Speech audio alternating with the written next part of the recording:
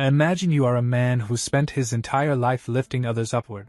He gave his strength, his opportunities, everything to the people he trusted the most.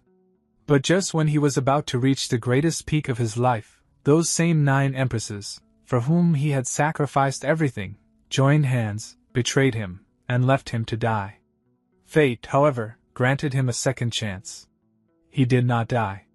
He regressed and returned to the past, and not only him, the 9 empresses also returned with all their memories. But this time, the story is not about survival. This time, the question is only one: without my help, how far can you all rise? In Chapter 1, we are shown the scene of the pinnacle located at the very top of the 9 heavens. Greenery spreads in every direction, shining mountains glow, and spiritual energy floats through the sky, raising this place to an entirely different level. The atmosphere is so calm and beautiful that it feels as if this land was never meant for ordinary humans. Near the enormous gate of a luxurious sect standing on this pinnacle, an old man announces loudly that today our 9-life venerable will prove his Tao and achieve sagehood through ascension. He declares that after attaining sagehood, he will achieve his fully deserved position within the 9 heavens. This, he says, is not only a blessing for him but for the entire sect and all its people. The old man continues that today you will witness a moment that you may never see again in your lifetime. This will be a monumental feat, and being able to watch it with your own eyes will be your greatest fortune. Then he proclaims with respect that we should welcome our heavenly venerable 9-life and begin the tribulation. As soon as he finishes speaking, the massive sect gate slowly opens, and our MC steps out with his queens. His walk, his expression, and his entire aura feels so stable and powerful that the surrounding crowd automatically falls silent. Honestly, at first glance, his presence does not feel bad at all. Rather, it creates a different kind of pressure. But some disciples standing behind, seeing the MC's grandeur, begin to whisper rude comments among themselves. Hearing this, the elders nearby immediately grow strict and scold them angrily, telling them to keep their mouths shut and learn to respect their seniors. The elders warn clearly that if this man's mind even slightly turns, his power is so terrifying that he alone can wipe out their entire clan. They remind them that in the past he fought the Yao clan alone and even annihilated the whole demon domain by himself. Hearing this, the disciples' faces turn pale and silence spreads everywhere. Meanwhile, the tribulation has fully begun. The sky roars, lightning crashes, and the entire area fills with tribulation energy. Our main character, without any hesitation, walks confidently straight toward the center of the tribulation, challenging it directly. Not for a moment does he show fear or doubt. Everyone watching is stunned. Then suddenly, from inside the tribulation, an elder figure slowly emerges. His mere presence makes the atmosphere heavier. Seeing this, even the MC is briefly surprised, because such a scene is rarely witnessed. A girl says in a trembling voice that this is Heavenly Venerable Gujing, one of the top-ranked tribulations existing for centuries. Many people grow afraid, but some elders still believe that our 9-life venerable is invincible and no tribulation can stop him. Calmly, the MC asks Gujing if they should begin the battle. Gujing, with a straight face, replies, "Start." The fight begins. Their clash is so intense that even space starts to distort. Explosions echo, lights flash, and it feels as if the sky itself will break apart. Yet strangely, the empresses behind the MC show no worry at all. Their expressions remain normal. Instead, they whisper to each other that they had been waiting for this moment for a long time. Their words carry not fear but a strange confidence. Then Gujing uses the Tao of Time. The elders become serious and explain that because of this technique, Gujing's clones will travel through multiple timelines and hunt the MC in each one. If Gujing succeeds even in a single timeline, the MC's real body here will suffer fatal damage. Tension spreads everywhere. Seeing this move, one empress's face changes strangely, and an evil aura seems to leak from her, as if her true intention can no longer stay hidden. Yet the MC remains calm and says casually that this move is indeed impressive. Then he adds that he must apologize, because in every timeline he has always been an unrivaled existence. But Gujing reveals that he has already destroyed the MC in all timelines. Laughing coldly, he mocks him for praising himself, and says he has killed him in every era. Hearing this, the MC feels as if his soul has been struck. His body trembles, his strength fades, and he collapses to the ground in severe injury, confused about how this happened. Gujing explains that although the MC's strength is extraordinary, the yin-yang Dao devouring goo had already rooted inside his body. That is why Gujing could kill him so easily in every timeline. The MC suddenly realizes the truth and slowly turns toward his empresses. He asks in a heavy voice, "Don't tell me you knew nothing about this." But the sight before him is horrifying. All the empresses burst into laughter, as if his misery is a joke. It is revealed that this goo is formless and can only be implanted through yin-yang union. Gujing says coldly that the result was clear from the start. He knew the MC valued loyalty and emotions deeply, and those same women he loved betrayed him. One empress laughs loudly and says there was never love. They only lived in terror because of his power and wanted freedom. Another reminds him of phone books and says she could have lived a normal happy life if not for him. The atmosphere completely changes. The empresses activate their powers to kill him, twisting all facts to paint themselves as victims and him as a devil. The MC's mind shatters. Rage and pain burn in his eyes. He roars that without him none of them could even touch the title of Empress. He had treated them above humans, never imagining such betrayal. As he prepares to attack them, Gujing strikes from behind. The MC groans that if he must die, he will take them all with him. The empresses panic, screaming that he is detonating his cultivation base and will kill everyone. Gujing watches coldly and says defeating him while poisoned was an honorless victory. Perhaps he deserves another chance. He uses his time whirlpool and drags the MC and all 8 empresses inside, smiling that they should come to the next round together. Then Gujing unleashes the time and space reversal technique, sending the souls of the MC and the 8 empresses 50 years into the past. The scene shifts to the past. The MC, Louis, looks around in shock. Everything feels familiar yet different. In front of him stands his first empress, Chuling, who in the future would become the sword maiden of 9 heavens but now is only a humble servant. Her head spins from the regression.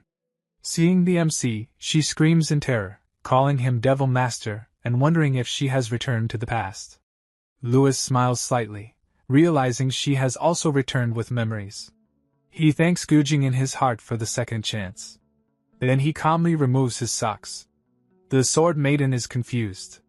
Louis extends his feet and says casually, "Wash my feet." She is stunned, yet silently begins washing them, her hands trembling. Louis thinks he could kill her now, but death is not the cruelest punishment. He will let her live, so she can experience the absolute misery of a life without him. He tells her calmly that none of this was a dream. They have truly returned to the past. She is shocked and asks, "We all?" Louis cuts her off and says everything is real. Gujing's technique brought them back, and he remembers every word she spoke that day. Her arrogance still remains and she asks, "So what now?" Louis smiles with an evil glint and says only one word, "Enough." Then he declares, "You wanted freedom, didn't you? From this moment onward, you are free." Louis stands up and opens a drawer kept nearby. From inside, he takes out a token and, showing it to the sword maiden, says, "Look at this carefully." "What is it?" The sword maiden replies with slight hesitation. This is my life tablet." The very next moment, Louis, without any expression, burns that life tablet right there. With a brief flash of fire, the tablet turns into ashes. Louis says in a cold tone, "There, you see? I have burned the contract tablet. From now on, you are completely free. Whenever you want, you can return to your true sword manner." Seeing this, the sword maiden becomes shocked, yet she still composes herself and speaks in a straight tone. "Louis, you had 9 lives, yet in your first life, why did you choose to self-destruct?" But Louis no longer wishes to keep any kind of relation with her. His face hardens. He turns toward her angrily and says, "Mind your own business and get lost from here." Hearing this, the sword maiden also begins to leave without stopping. While walking away, she says in a cold voice, "Fine. Now that we all have been reborn, I swear that this time I will give you a truly miserable end." As she walks, she thinks to herself, "Louis, I possess an innate sword body. If none of this had happened because of you, my life would have been far more glorious." Stepping outside, she says in an emotional tone, Father, mother, brother, your daughter is finally coming back. From behind, Louis watches her walking toward the Chu manor with such emotional steps. The same evil smile rises on his face again, and he murmurs slowly. A father, a shameless mother, a trash brother, and this poor girl. He thinks further. Once you return, you will understand what a true devil's cave really is. In this life, I am absolutely not going to show them any mercy. The chains of those 8 women will no longer bind me. No matter what happens, I will definitely ascend to an even higher realm. Just as the MC is about to close the door of the room, suddenly, with a loud bang, the door shatters. A long leg kicks straight inside and attacks him directly. The moment Louis sees this, only one name echoes in his mind, Fairy Red Silk.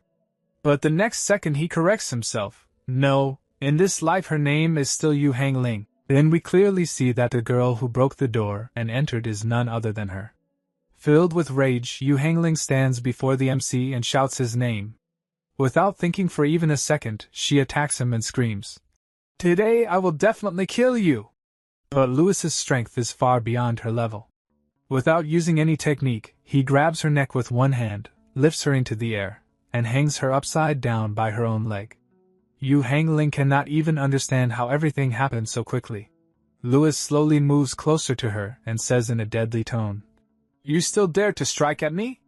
He locks her so tightly that Yu Hangling cannot even move her hands or legs. In a frightened, stammering voice she says, "What are you doing?" But Louis has no intention of doing much to her.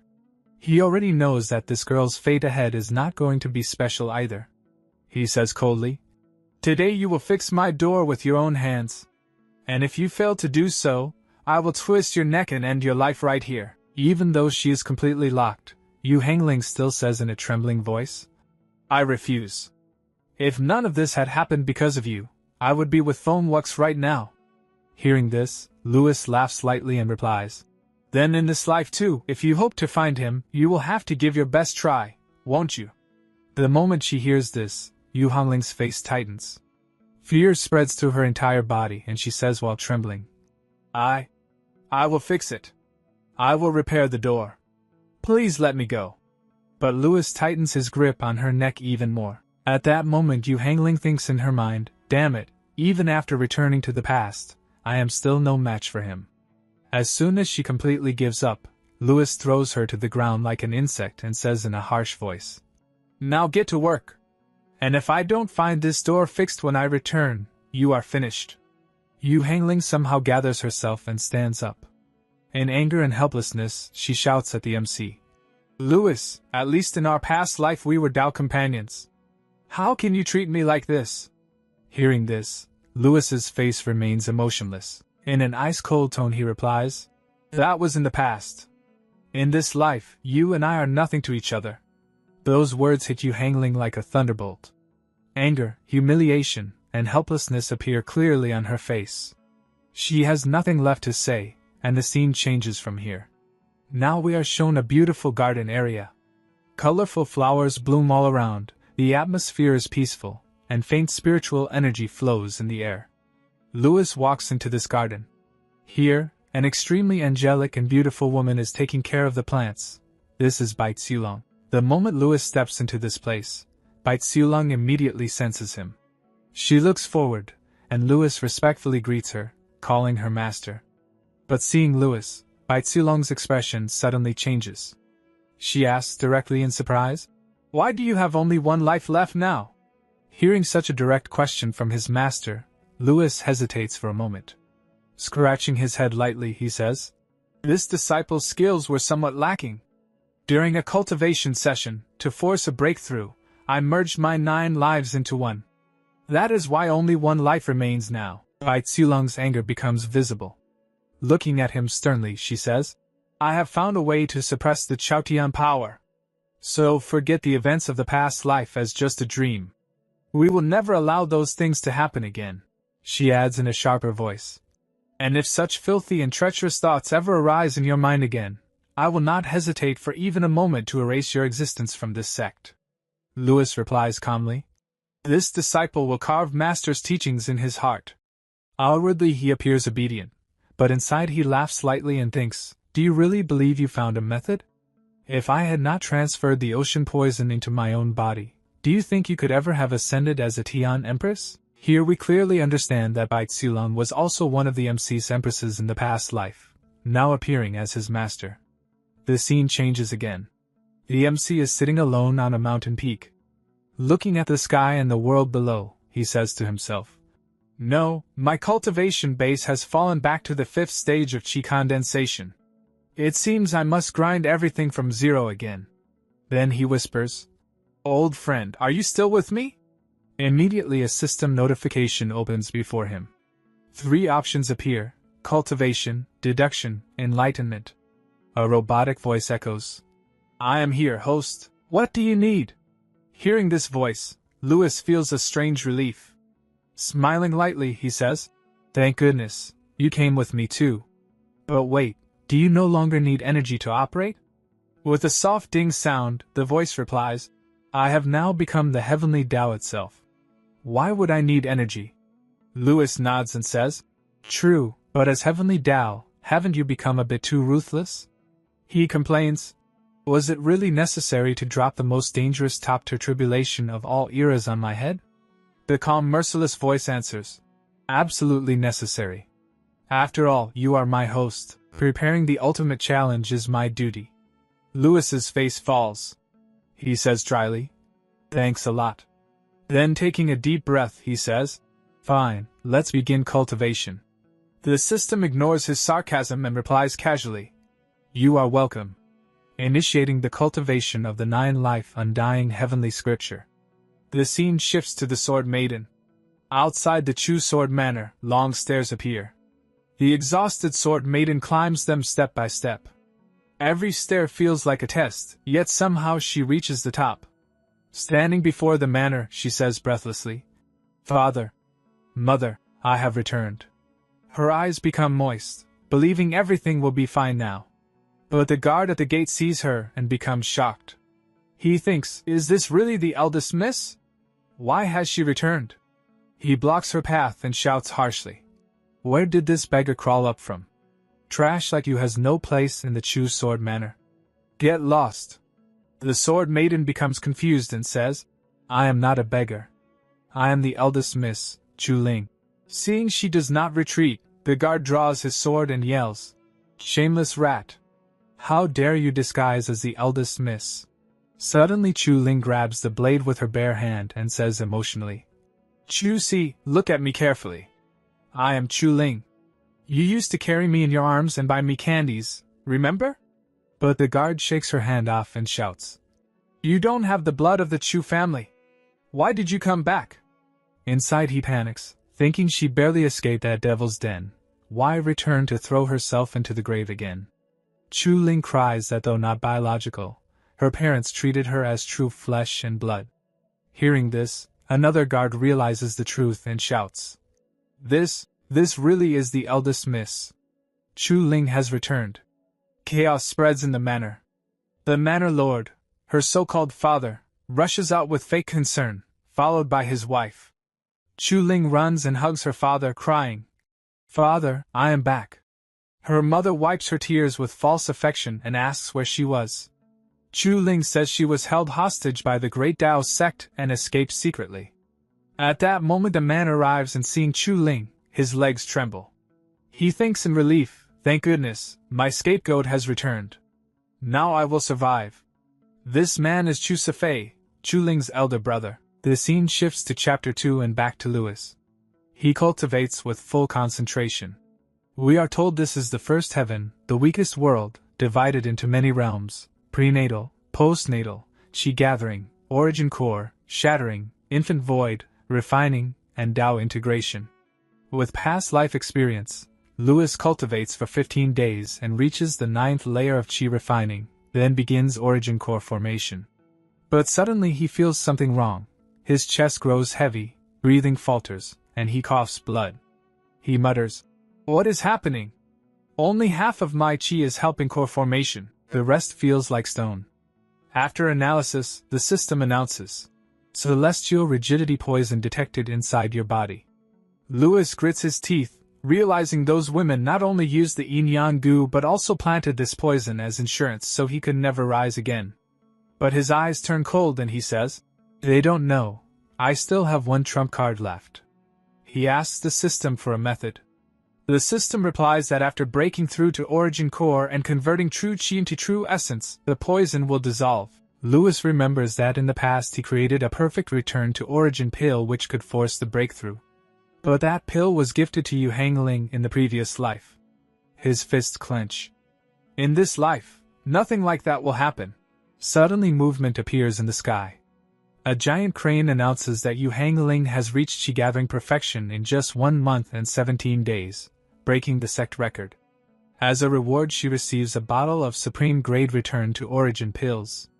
Lewis narrows his eyes with a dangerous smile. As expected from a future empress, her speed is terrifying. Even with the system, I am only 2 days ahead.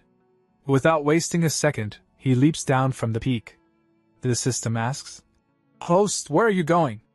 Lewis answers calmly, "To the tomb of a void refining expert.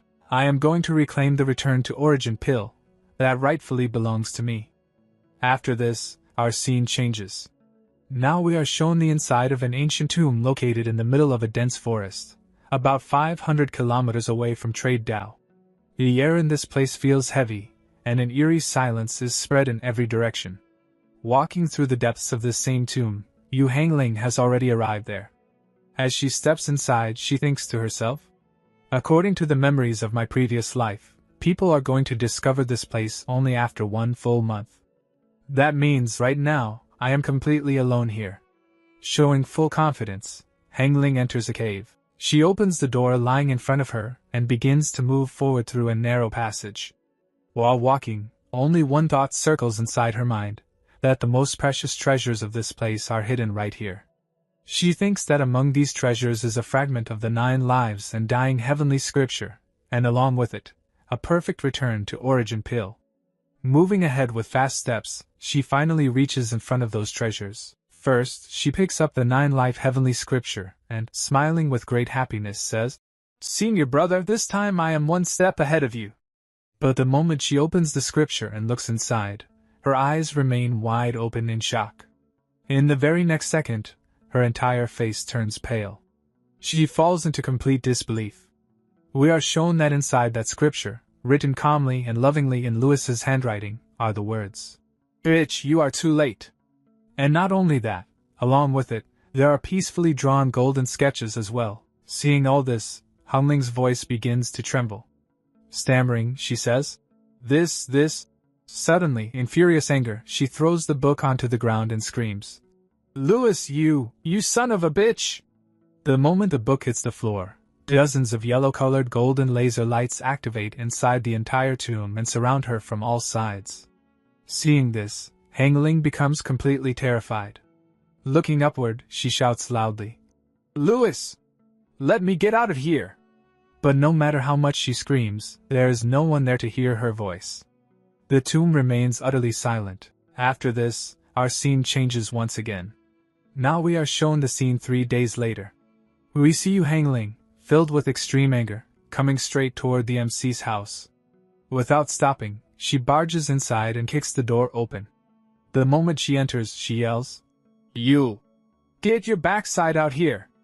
As we can see, her body is covered with many wounds and injuries. Scratches and marks are visible everywhere. Though it does not seem that the injuries are life-threatening, it is clear that she has suffered a lot in these 3 days. That is why she came here so angrily without thinking at all. By the way, in this series, most of the characters' names sound almost the same to me, so changing the name a little feels better. Her real name is Yahello, but from now on we will call her the Angry Woman. And honestly, there could not be a more perfect name for her than this. This angry woman tries to break into the MC's house and, without taking a breath, starts shouting at him. But suddenly, an energy palm attack arrives and strikes directly on her stomach. A loud scream escapes from her mouth, and her body flies into the air and falls far away. Sliding across the ground, she crashes into the courtyard of the MC's house. Groaning in pain, she grinds her teeth and lets out cries of, "Ah!" Then, from the front, A calm yet cold voice comes. Did your mother never teach you that before entering someone's house, you should knock on the door? Hearing this, the angry woman is badly startled. Spitting fire in her mind, she thinks, Louis, you are going too far now. I would rather die than bow before you. But all this she could only think inside her head. In reality, she could only chew her teeth and hair in rage. The truth was that at this moment she needed Louis, and when there is need, even pride has to be swallowed. That is why she somehow controls herself, stands up, and this time, knocking on the door politely, says, Senior brother, please, can you open the door? From inside, without any hesitation, a voice replies, Get lost from here. Hearing this, the angry woman's blood boils even more. She starts banging the door loudly and shouts, Did you take the perfect return to origin pill from inside that tune? But the answer to her question does not come in words. The door opens by itself, and at the same moment, several energy attacks rush out and hit her one after another. Due to the direct hits, her body is thrown away again. However, this time she somehow manages to maintain her balance. Taking a deep breath, she tries to calm herself and thinks, Stay calm, don't get angry, keep it all inside. Then, grinding her teeth, she asks once more, I am asking you for the last time. Did you take the perfect return to origin pill from that tune? From inside comes the same calm and merciless voice of the MC. No. Now get lost from here. Hearing this, the angry woman completely loses her patience. Rage fills her eyes, energy bursts from her body, and activating her powers, she rushes straight to attack Louis. She screams, You have the courage to take it, but not the courage to admit it. Louis, now I will fight you to the death. But just then, suddenly the MC's master appears in front of her. She releases her aura, and in that very moment all of Hunling's movements are locked in place. Her voice carries depth and pressure as she says, Hangling, calm down. Hearing this, all of Hunling's anger vanishes as if blown away by wind. Her face changes, and in a trembling voice she says, Master. The next second, she falls to her knees and starts crying bitterly like a child. She wails, Master, he hit me. Sobbing, she exaggerates everything as if all the fault belongs to the other side. After hearing all this, her master slowly turns toward the MC and asks in a strict voice, Louis, why did you raise your hand on your own junior sister? Here one thing needs to be clarified. In the previous episode I had said that this master might have been the MC's wife in his previous life. But looking at the reactions and behavior so far, that does not seem clear at all. The story has not confirmed anything like that, and her expressions also do not indicate such a relationship. Yes, it does feel that as a master she knows that the MC had 9 lives before and now only 1 remains. Perhaps that is why she understands that the MC has returned to the past carrying all the anger of his previous lives. The rest of the truth we will know as the story moves forward. For now, let us continue the story. When his master asks this question, Louis opens his eyes and replies angrily, She barged in without knocking. She has no manners at all. Hearing Louis's words, his master does not argue much. She calmly walks toward Hangling, helps her stand, and says in a gentle voice, But still, after all, she is your junior sister. Let this matter end here. Then looking at Hangling, she asks, By the way, why did you come to Louis today? Hearing this, the angry woman points directly at the MC and says loudly, He took the perfect return to origin pill. He has no use for it, so I wanted to trade something with him for it. Hearing her words, Louis's master turns to the MC and says in a softer tone, Louis, your aptitude is exceptional. You absolutely do not need the perfect return to origin pill. Why don't you give it to your junior sister? If you need anything else, I can provide it to you. Even after such calm and reasonable persuasion, Louis's expression does not change at all. Sitting in the same attitude, he replies coldly, Sorry, but I also need this perfect return to origin pill. Hearing this, Hangling flares up again and shouts, What nonsense are you talking about, Louis? Do you really think that without this pill I cannot condense my origin core? Due to her constant shouting, Louis's concentration breaks. He slowly gets down, puts his hand inside his sleeve, and takes out the same return to origin pill. Then he lets out a deep breath. Seeing this, his master's face brightens, and she happily says, "There we go. That's a good boy." She is about to praise him more when the atmosphere suddenly changes again. At that very moment, the MC gives a slight smile. With a "heh" sound, he throws the pill directly into his mouth and chews it in front of his master before swallowing it. Seeing this, his master is badly shocked. Her eyes widen and she says sternly, "Louis, why did you do this?" Your master is very disappointed. Before she can say anything further, the angry woman standing there explodes in rage. Grinding her teeth, she turns back and screams while leaving. "Louis, just wait. I will condense my secret core and take full revenge for this humiliation." Seeing her open hostility, the master's face becomes even heavier. Taking a deep breath, she says, "I know you still have a lot of anger inside you.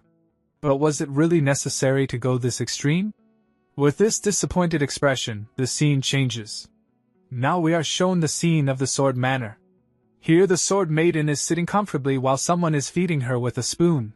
Her mother, in a sweet and loving voice, says, "Your mother steamed this emerald rice congee with her own hands, only for you. Taste it and tell me if it is good." As soon as the Sword Maiden eats it, her face lights up. With happiness and emotion, she says, "Thank you, mother. In this whole world, only you treat me the best. I never want to leave your and father's side in this life." Hearing this, her mother smiles slightly and asks playfully, "Really? Even more than your birth parents?" The Sword Maiden replies with a smile, "They disappeared right after giving birth to me. How can they be compared with your treatment?" Hearing this, her mother laughs softly and says, "All right, that's enough. Now hurry and rest a little." The Sword Maiden gently replies, But her mother, inside her heart, is laughing in a strange way, a very relieved and eerie laughter. She thinks, "We are saved, we are finally saved. Now our entire family is safe."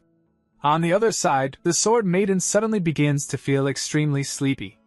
Her eyes grow heavy, and in a hesitant voice she asks, "Mother, why am I suddenly feeling so sleepy?"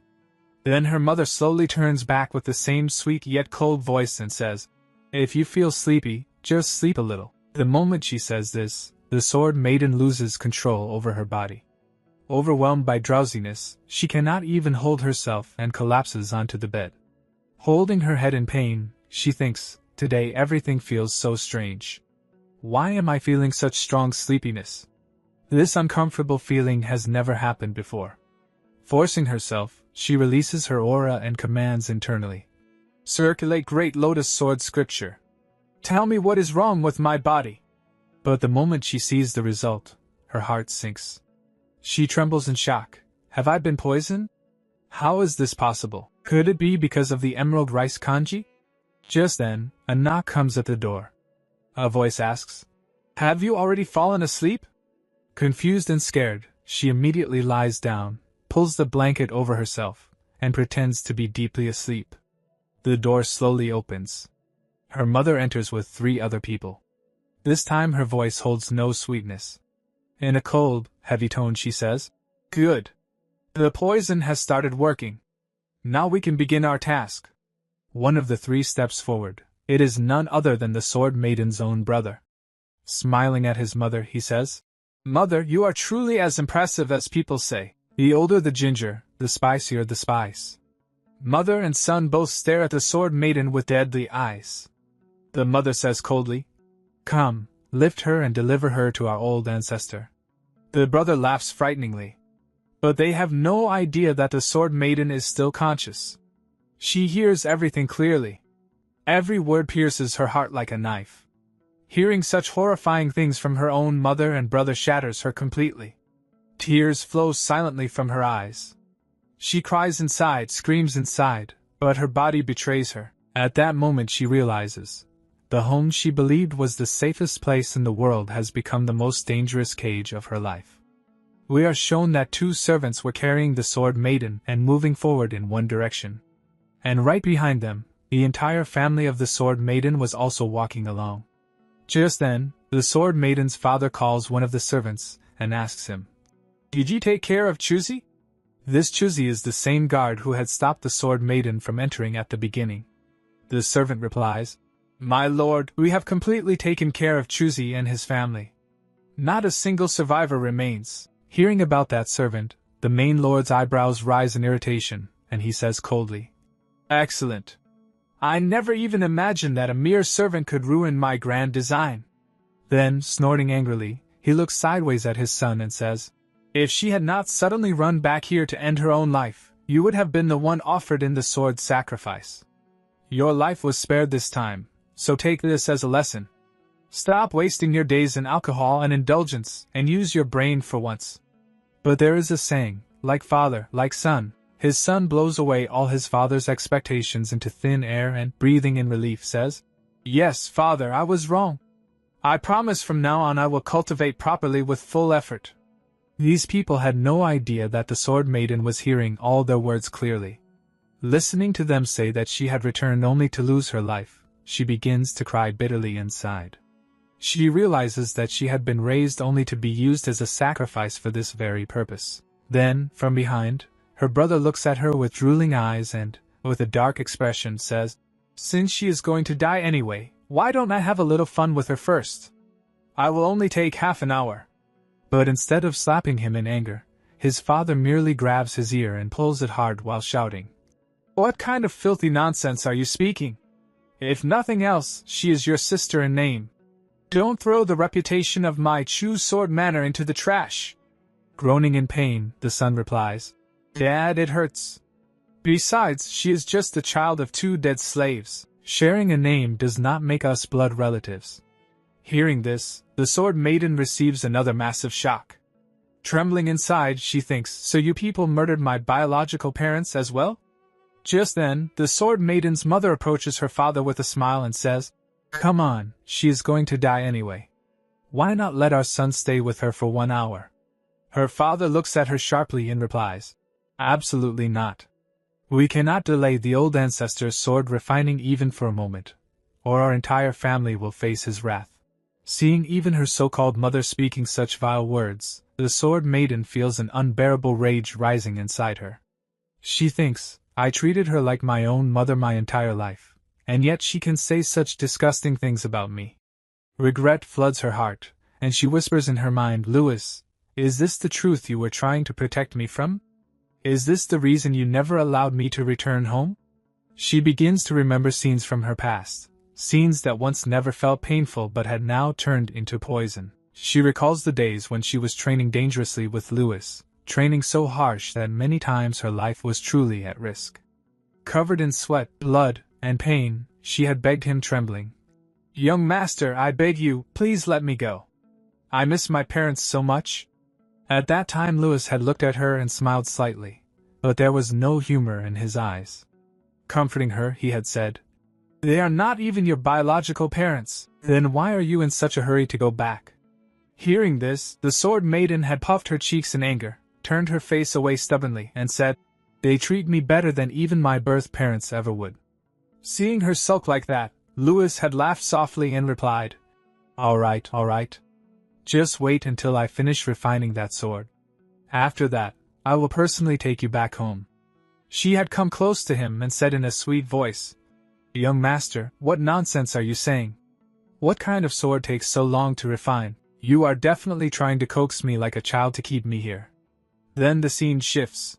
When the Sword Maiden finally reached Chu Sword Manor, the sight before her burned her entire world. The whole manor was engulfed in flames.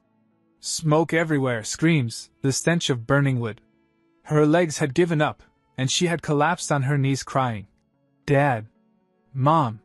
I came too late. From that very moment, hatred for Louis had been born in her heart. She had sworn inside, Louis, all this happened because of you. I will take revenge on you. But now, hearing and seeing the real truth, only regret remained inside her. Her heart was completely broken. She thought painfully, Louis, the sword you were talking about was actually a demonic sword. With this thought, the scene changes again. At the same time, on the other side, our MC was watching this entire scene in HD quality with the help of the system. Every word, every sound, every intention was clear to him. The system says in a cold voice, Host, it is truly a shame that she is unconscious right now and cannot hear the Chu family's words. Lewis smiles lightly while watching all this. Laughing at the system's comment, he says, "How can a person who returned from the Great Emperor realm fall unconscious from a mere sleeping drug? Right now she is simply refusing to accept reality herself." The system asks, "Host, are you thinking of saving her?" Hearing this, Lewis changes his position lazily, like a spectator in a theater, and says with a smile, "Save her? The satisfaction I get from seeing her suffer like this cannot be compared to anything else. After all, this is the return of an Emperor realm being. Now she does not need me to save her." The scene changes once more. Now we see everyone moving toward the sword forging grounds. The entire atmosphere is becoming heavy and terrifying. The Chu family reaches in front of a massive mansion. The sword maiden is laid on the ground, and the whole family kneels behind her. Her father greets the ancestor respectfully. A shadow appears in front of the mansion and slowly becomes clear. It is an old man, Chu Kaixing, the old ancestor of Chu Sword Manor. Hearing the greeting, he slowly opens his eyes and looks at the sword maiden lying before him. Observing her body with one glance, he says with cold satisfaction, "Excellent, now hand her over to me." He stands up and orders, "Chetian and Chef, you two stay here and witness the completion of this demonic sword ceremony." Hearing this, the father and brother bow and thank the ancestor. The old ancestor moves forward and lights a fire beneath a massive cauldron. Inside the cauldron, a sword floats in the air. At first glance no one could tell it was demonic, but the moment one feels its aura, it becomes clear that this is a terrifying and purely demonic existence. Staring at the sword greedily, the old ancestor laughs. "This demonic sword has consumed more than 30 years of my life blood. Now only the final step remains." The sword maiden's father congratulates him. "Once you refine this sword, you will directly ascend to the shattering infant realm." The old ancestor raises his hand and says, "Let us begin." Black fiery swords form in the air and move toward the demonic sword. The ritual begins. The demonic sword reacts, the entire area trembles, and the ancestor chants strange incantations. Then he commands coldly, "Sacrifice to this sword." At that moment, the sword maiden's father lifts her in his arms and walks forward, saying emotionlessly, "Today you serve as the sword sacrifice for our Chu clan. Raising you for so many years was not in vain." There is no regret in his voice, no hesitation, only cold utility. Without wasting a second, he throws the sword maiden directly into the blazing cauldron. She falls into the raging flames. The heat tears through the air, yet not a single scream leaves her mouth. Her brother watches with his tongue out and says disgustingly, "What a waste, such a tragic waste." But then something happens that no one had imagined. Despite falling into the fire cauldron, the sword maiden is smiling. There is no pain on her face, only a strange calm and cruelty. Suddenly she reacts, spits out blood, and that blood flies straight onto the demonic sword. The moment her blood touches it, terrifying flames erupt from the sword. The vibrations multiply, as if the sword has come alive. Seeing this, her father panics. What is happening?" And right before his eyes, the demonic sword disappears in a blur and appears directly in the sword maiden's hands. The sword's energy begins to support her. The flames no longer burn her, instead they lift her. She floats inside the cauldron and looks straight at the old ancestor, no pain in her eyes, only murderous intent. The old ancestor is shocked. Her brother screams, "Dad, she's not dead." The ancestor trembles. How is this possible? But before he can react, she rushes forward at full speed, aiming to pierce his chest in one strike. He hurriedly pulls out a green sword and shouts, "Damn it!" Yet the moment his sword collides with her demonic blade, it shatters instantly. His body is thrown back. He yells, "You cannot use such a demonic sword." Before he can finish, her blade moves like a venomous snake, and in the next second his head is separated from his body. Blood rains everywhere. Flicking the blood from her sword, she says coldly, "Demonic swords are forged to slaughter demons." Her anger has reached its peak. Betrayal, regret, and rage have burned her heart completely. She had waited for her family for 2 lifetimes, trusted them with every breath, and this was the result. Now only hatred remained. Now the sword maiden begins to walk toward her own father, her entire body burning with rage. Her steps are heavy, but her intention is crystal clear. Seeing her approach, her father becomes so terrified that his legs start trembling uncontrollably. The color drains from his face. He immediately falls to his knees, stretching his shaking hands forward as he stammers. Why you? Are you really Chu Ling? No, you can't be Chu Ling. But Chu Ling is no longer in a state to listen to anyone. She has gone completely mad with fury. Killing intent pours out of her body, making the air itself feel heavy and suffocating. With a cold, expressionless face she stops right in front of him and, in a slow yet terrifying voice, asks, Why? I treated all of you like my closest family. I trusted you with closed eyes. Then why did you do all this to me? Her father doesn't even have the courage to answer her question. Trembling in fear, he blurts out, Chu Ling, look how powerful you've become now. We don't need to sacrifice you for any sword anymore. Come, let's go home together. Everything will be fine. But Chu Ling has already seen his true face. She lets out a faint laugh, a laugh filled with both pain and hatred. Pulling out her sword, she says coldly, You are not even worthy to take my name with that filthy mouth. Without a single moment of hesitation, she swings her blade. In one strike, her father's head flies into the air, blood spraying everywhere like a fountain. At that moment, Chu Ling looks exactly like a demon, ready to cut down anything that stands in her path without mercy. After that, she turns around. In front of her stands her so-called brother. The moment his eyes meet Chu Ling's, he is struck with terror. He steps back, his lips trembling. Looking at him with icy eyes, Chu Ling says, Now as for you, you animal. Her brother immediately interrupts, dropping to his knees and banging his head on the ground repeatedly. Yes. I'm an animal. Just treat me like a dog and let me go. Please don't kill me. But in the blink of an eye, Chu Ling's sword moves again. His neck is severed instantly, and his body collapses to the ground. Chu Ling says without any emotion, You are worse than a dog. At a distance, her mother, who still had no idea about the fate of her husband and son, becomes confused seeing the scene. All she can see is Chu Ling walking out of the sword forging grounds alone with a sword in her hand. Her steps are calm, her face emotionless, but behind her lies a tale of death and blood. Shocked, her mother walks forward and asks in confusion, Chu Ling, how did you come out? And the others, where are they? Chu Ling keeps walking without stopping, without even looking at her. As she passes beside her mother, she answers in a cold voice, Who exactly are you talking about? Her mother grows even more nervous and hurriedly says, Your father, your brother, your family. Hearing this, Chu Ling suddenly stops. She slowly turns back. There is no anger in her eyes now, only an empty, chilling coldness. I don't have any family anymore, she says. The next instant her sword flashes. With a single stroke, her mother's head is separated from her body.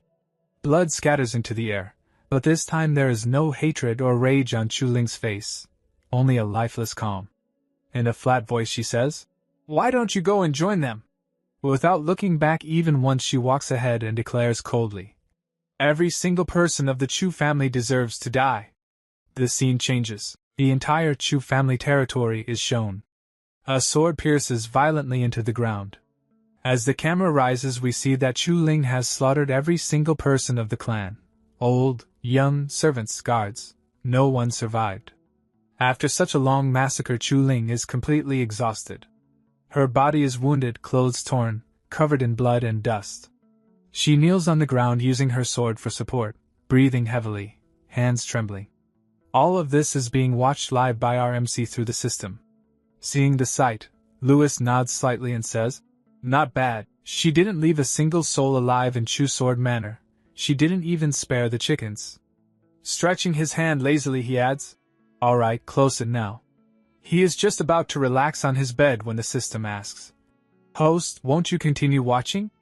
A shattering infant realm expert is about to come and kill her. Lewis smiles faintly. What is there to see? She deserves all of this. The scene shifts back to Chu Ling. The manor is now nothing but ruins, corpses, and blood everywhere. Chu Ling falls to her knees, whispering in a broken voice, I was wrong, I was so wrong. Tears flow from her eyes, her body shaking in pain. She has no strength left to fight. From a distance someone approaches, the shattering infant realm expert, Reverend Li Jian. The moment he sees Chu Ling and the demonic sword in her hand, greed shines in his eyes. This demonic sword, it's actually complete. Laughing, he pulls out his blade and shouts, "That sword only brings you pain. Let me free you from it."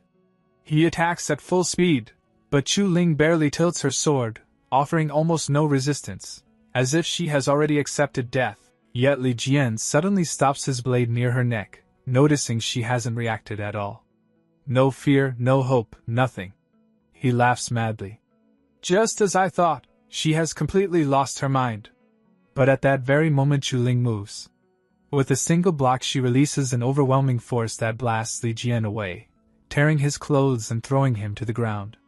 Stunned, he mutters, "She's only at Origin Core Realm. How can she have such terrifying sword skills?" Chu Ling stands there lifelessly, as if emotions have abandoned her. Li Jian stares greedily. This girl hides a huge secret. The sword isn't the only treasure here. Suddenly Chu Ling turns and begins running away. Li Jian is shocked. What? She wasn't reacting at all just now. He chases after her, shouting obscenely. Don't run! Be a good girl and come to Li Jian. Chu Ling keeps running despite her injuries, blood dripping with every step. Her lips tremble as she repeats, I was wrong. I must repent. I must repent. Her mind seems broken, clinging only to guilt and regret. The scene shifts to Louis.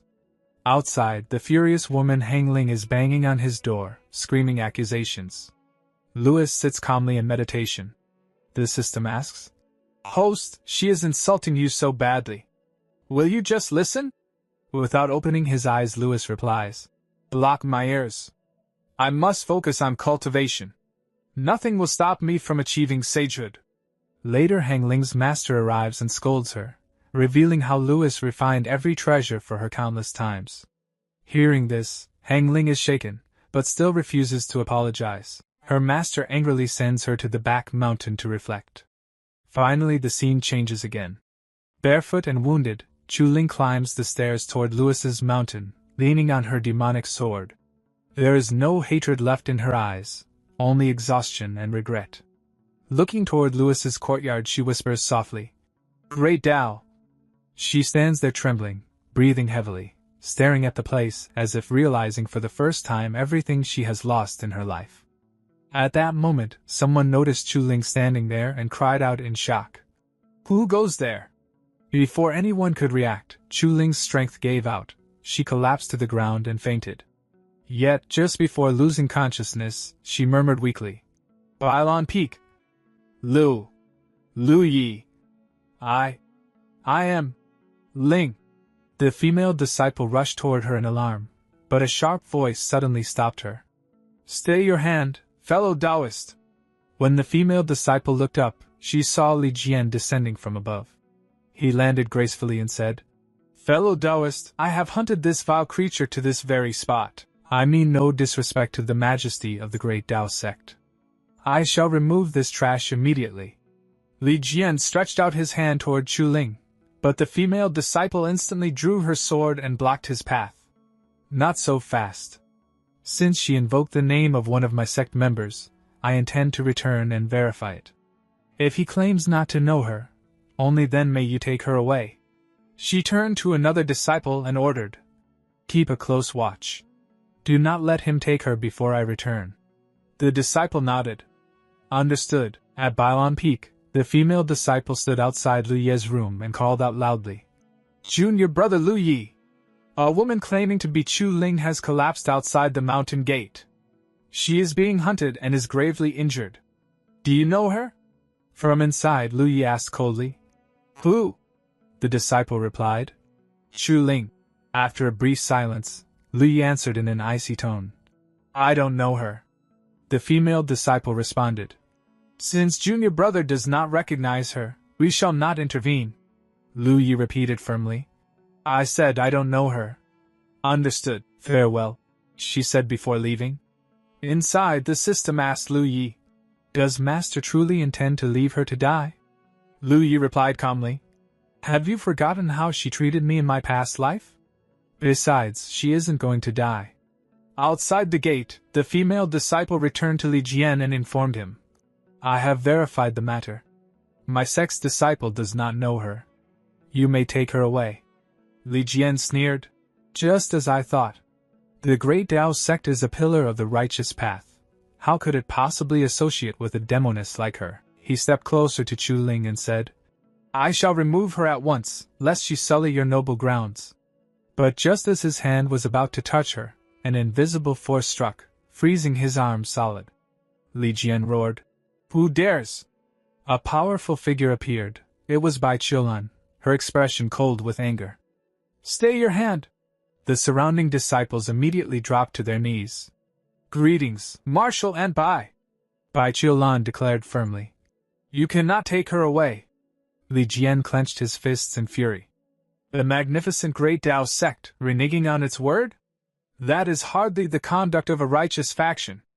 The female disciple flared up and pointed her sword at him. Impudent!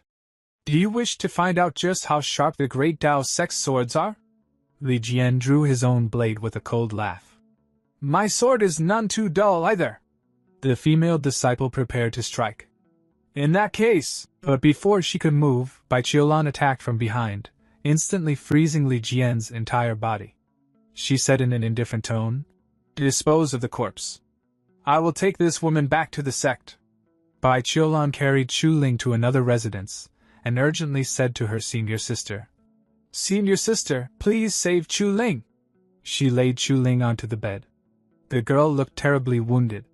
The senior sister examined her and began to heal her while murmuring, How could she be injured this badly? Bai Qiulan sighed. She was practically a corpse. What sheer force of will kept her clinging to life until now? The senior sister gave a confident thumbs up. Fear not. So long as a spark of life remains, I can bring her back. Bai Qiulan bowed slightly. I am in your debt. After some time, Chu Ling finally regained consciousness. The moment she opened her eyes, she whispered instinctively, Young master. Seeing her awake, Bai Qiulan hurried to her side. Linger, you're awake. Chu Ling looked around in confusion. Sister Bai? Where is the young master? The senior sister silently observed from the side, thinking, Sister? A lowly servant girl dares to call Qiulan sister? Bai Qiulan answered gently. Lu Yi is still in secluded cultivation. He has not yet emerged. Chu Ling said anxiously. Then, was it the young master who asked Sister Bai to save me? Many thanks, Sister Bai, but I must go find him. Bai Qiulan shook her head. There is no rush. Focus on healing your wounds first. By the time you have fully recovered, perhaps he will have finished his seclusion. Chu Ling lowered her gaze. I must apologize to the young master. I misunderstood him all this time. It turns out he wasn't trying to force himself on me. He was protecting me. Sister Bai, perhaps we have all misunderstood him. The senior sister, still listening quietly, felt her mind explode. Force himself? We? Good heavens, did I just stumble upon some massive scandal? She stared at the two of them in shock. Just then, Bai Qiulan glanced in her direction. The senior sister immediately turned her face away, pretending innocence. Bai Qiulan walked over and said politely, Senior sister, could I trouble you to step out for a moment? I have some things to discuss with Linger. The senior sister waved her hand. All right, I'm leaving right now. You two chat to your heart's content. After she stepped outside, Bai Qiulan turned back to Chu Ling. Linger, from now on, do not call me Sister Bai. You may address me as Senior Bai. Back when the chaosine poison flared within me, Lu Yi only resorted to that unavoidable act to save my life. Outside the door, the senior sister had not actually left. She pressed her ear against the wall and gasped. What do you mean by unavoidable act?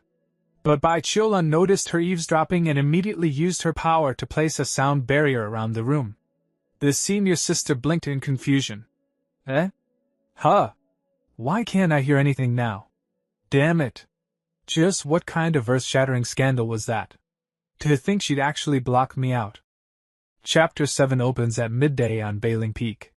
The sun hangs high in the sky, shining brightly over the mountain. At this moment, Louis's seclusion cultivation finally comes to an end. He slowly opens his eyes and stands up from the cultivation mat. Yawning lazily, he stretches his body and walks forward. After all, he hasn't slept properly for many days. The scene shifts to outside Louis's residence. A young woman is kneeling there on the cold ground.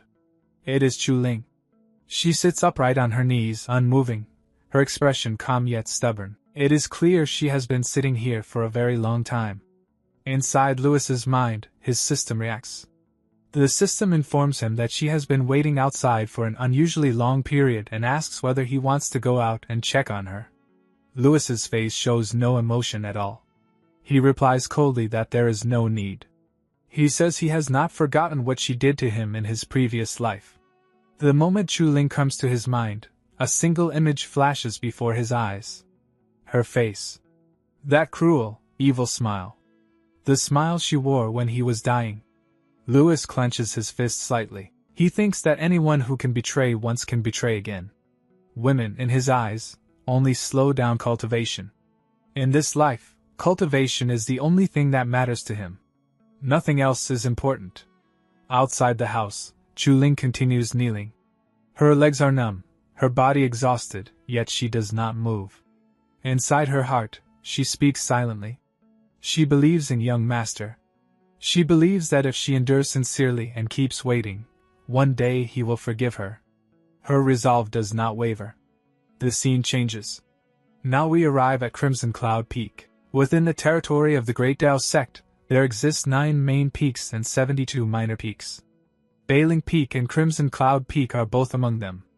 At the top of Crimson Cloud Peak, a young woman filled with anger is practicing her short training routine. Her movements are elegant, dignified, and extremely graceful. Each motion flows smoothly, like water. At first glance, it almost looks as if she is dancing rather than training.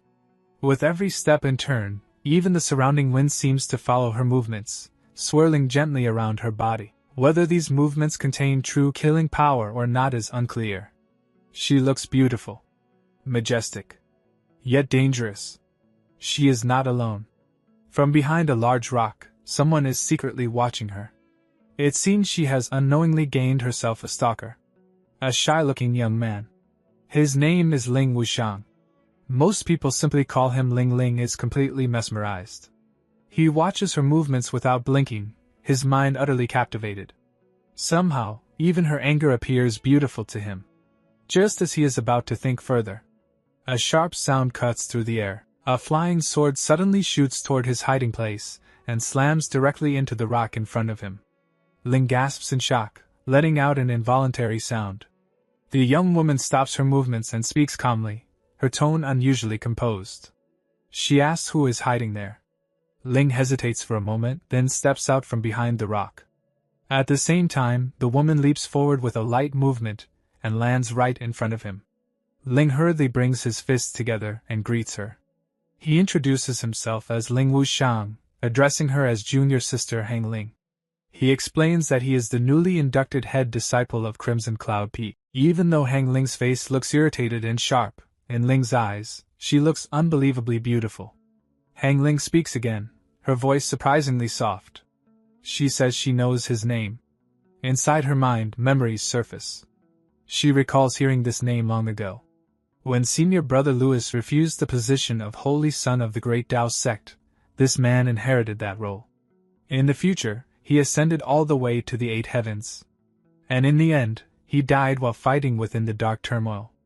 In her heart, she acknowledges that he should be counted as a true hero. Ling remains in his greeting posture, smiling awkwardly. He says he just witnessed the technique she was practicing and praises it as magnificent. He asks whether he can receive some guidance from her. Hang Ling lets out a light laugh and takes a deep breath. With an air of absolute superiority, she tells him that he is no match for her. That single word stirs something inside Ling. His expression turns serious. He draws his sword and says that even though she is younger than him, she speaks with far too much arrogance. He adds that whether or not he is her match can only be determined after they try. In the next instant, Hang Ling activates her movement technique and appears extremely close to his face. Smiling faintly, she suggests something else. She tells him to go and challenge Lewis first. If he manages to defeat Lewis, then he can come back and spar with her. That sudden closeness completely flusters Ling. He retreats hastily, his face reddening. He asks who Lewis is and says he has no grudge against him. He does not understand why he should challenge someone he has no enmity with. At least, this shows that Ling is not thinking entirely with impulse. He still has some reason. Seeing this, Hang Ling relaxes slightly. She exhales deeply and sits down on a nearby tree branch. She explains that Lewis is the reason her master punished her and sent her into solar tree confinement on Crimson Cloud Peak. Ling steps closer, lowering his voice. He asks her to explain exactly what Lewis did. Hang Ling closes her eyes. She agrees to tell him how everything began. She says it all started on the day she kicked down Lewis's door. The story continues. The details are not shown clearly, but by the time she finishes telling her one-sided version of events, an entire hour has passed. 1 hour later, Ling's expression is twisted with anger. He explodes in rage, saying the story is outrageous and disgusting. Just hearing it makes his blood boil. He questions how someone like Lewis could even be worthy of being called her senior brother. Ling stands up abruptly and begins to walk away in fury. He tells Hang Ling to wait right there. He declares that he will go take revenge on her behalf. First, he will defeat Lewis. Then, he will force him to apologize to her. Hearing this, Hang Ling becomes anxious. She hesitates and tries to stop him, saying that he truly cannot defeat Lewis. But Ling does not stop. He shouts that he has already made his decision. If he does not teach Lewis a proper lesson today, then he is not worthy of being called the head disciple. The scene shifts back to Lewis. He truly has become a cultivation fanatic. He had just finished cultivating once, and now he is already sitting down again. Just as he begins to focus, he senses someone entering his courtyard. He opens his eyes and asks who is outside. A firm male voice answers with a name. Ling Wushang. Hearing that name, a memory surfaces in Lewis's mind. An arena. A fierce battle. Logically speaking, their first meeting should have happened during the All-Sect Disciple Tournament. Lewis remembers clearly that he was the champion, while Ling was the runner-up. Lewis walks over and opens the door. He confirms Ling's identity and politely asks why senior brother Ling has come to Crimson Cloud Peak today. Ling is surprised. He asks whether Lewis knows him. Lewis responds calmly that he does. He praises Ling, saying his name even appears in stories. He accurately states that Ling entered the sect 2 months and 12 days ago, and condensed the heavenly core on the very first day. He calls it admirable. Hearing this, Ling's chest unconsciously straightens. He says that Lewis's eyes are unexpectedly sharp, then corrects him slightly, explaining that it has only been 2 months and 11 days. The first day was wasted on entry procedures. Lewis nods eagerly and continues praising him, calling his talent formidable and saying he is extremely valuable to the Great Tao sect. Suddenly, Ling snaps back to reality. He points at Lewis angrily and demands that he wipe that smile off his face. He accuses Lewis of trying to fool him. He declares that he has come here to issue a challenge. The atmosphere instantly turns silent. Lewis's smile deepens slightly. He accepts the challenge without hesitation, saying he has been bored for a long time anyway. Both of them step outside. Ling immediately draws his sword and rushes forward. He declares that he will not hold back and tells Lewis to prepare himself. A dangerous slash flashes through the air. Lewis calmly steps aside and blocks the sword with just 2 fingers. Ling's eyes widen in shock. Lewis releases a faint aura, gathering power into his fist as he charges forward. He apologizes calmly for the offense. Ling grits his teeth and tries to block with his sword, sensing danger. But before he can react, Lewis disappears. In the next moment, Lewis appears behind him and delivers a powerful kick to his back. Ling cries out as his body flies forward, crashing face first several steps away. No lethal weapon. No aura release. Yet the humiliation is complete. Lewis looks down at him calmly, and says that this should be enough. But Ling is stubborn. He stands up again, rage burning in his eyes. He demands one more round. This time, he draws his sword with full seriousness. He activates the Crimson Cloud sword art. Taking a proper fighting stance, he prepares for a real battle. Ling attacks Lewis once again. In his mind, Ling is certain of one thing.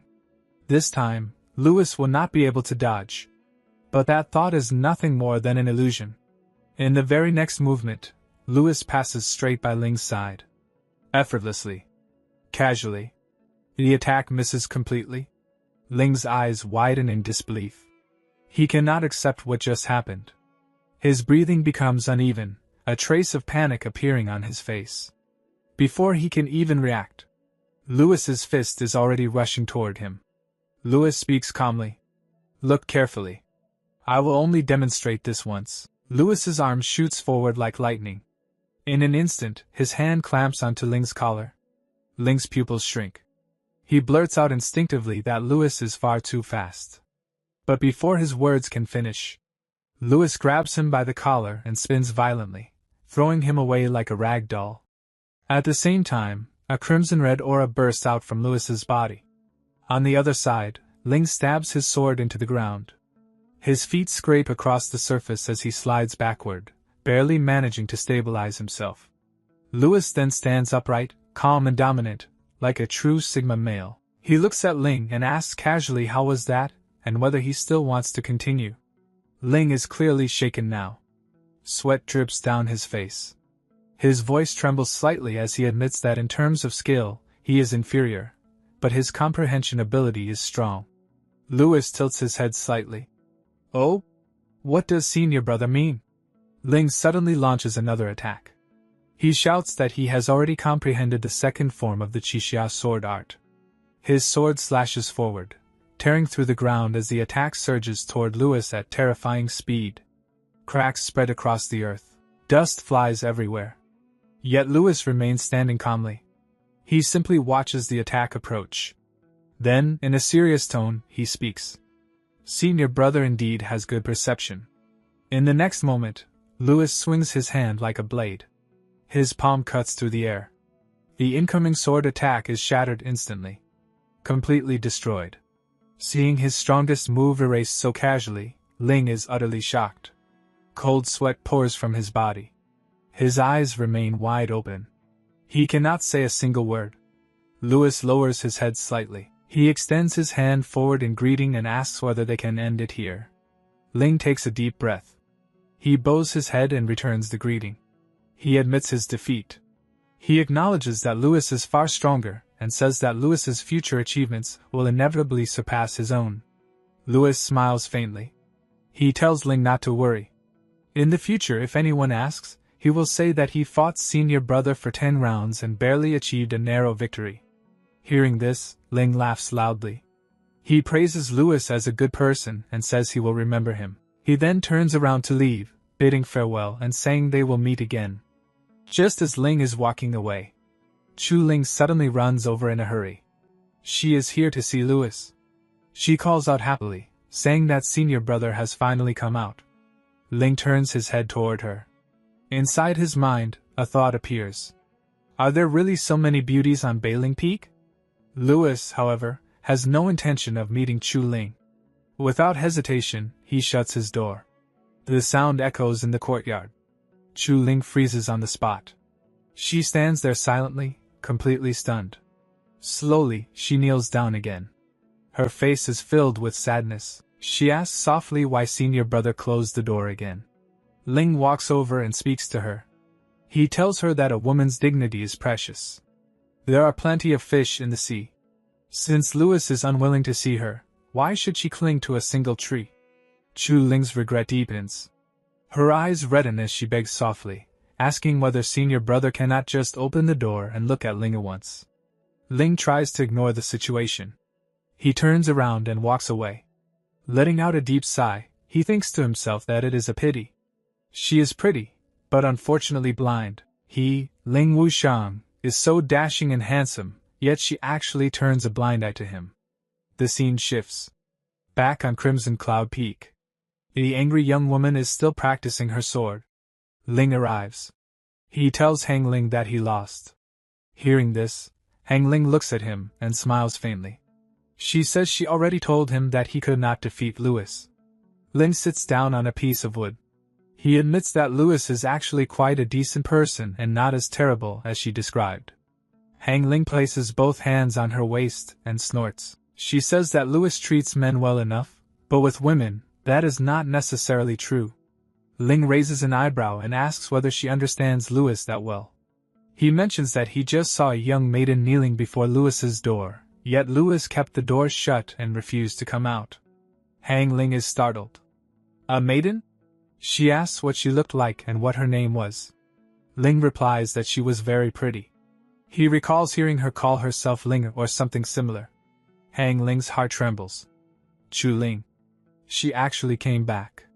Her thoughts become chaotic. She wonders how this should be handled. She tells herself not to be jealous. Why would she be jealous? That would be ridiculous. How could she possibly be jealous over Lu Yi? At the same time, Ling's expression darkens. A terrifying realization hits him. No way. Is she also Lu Yi's woman?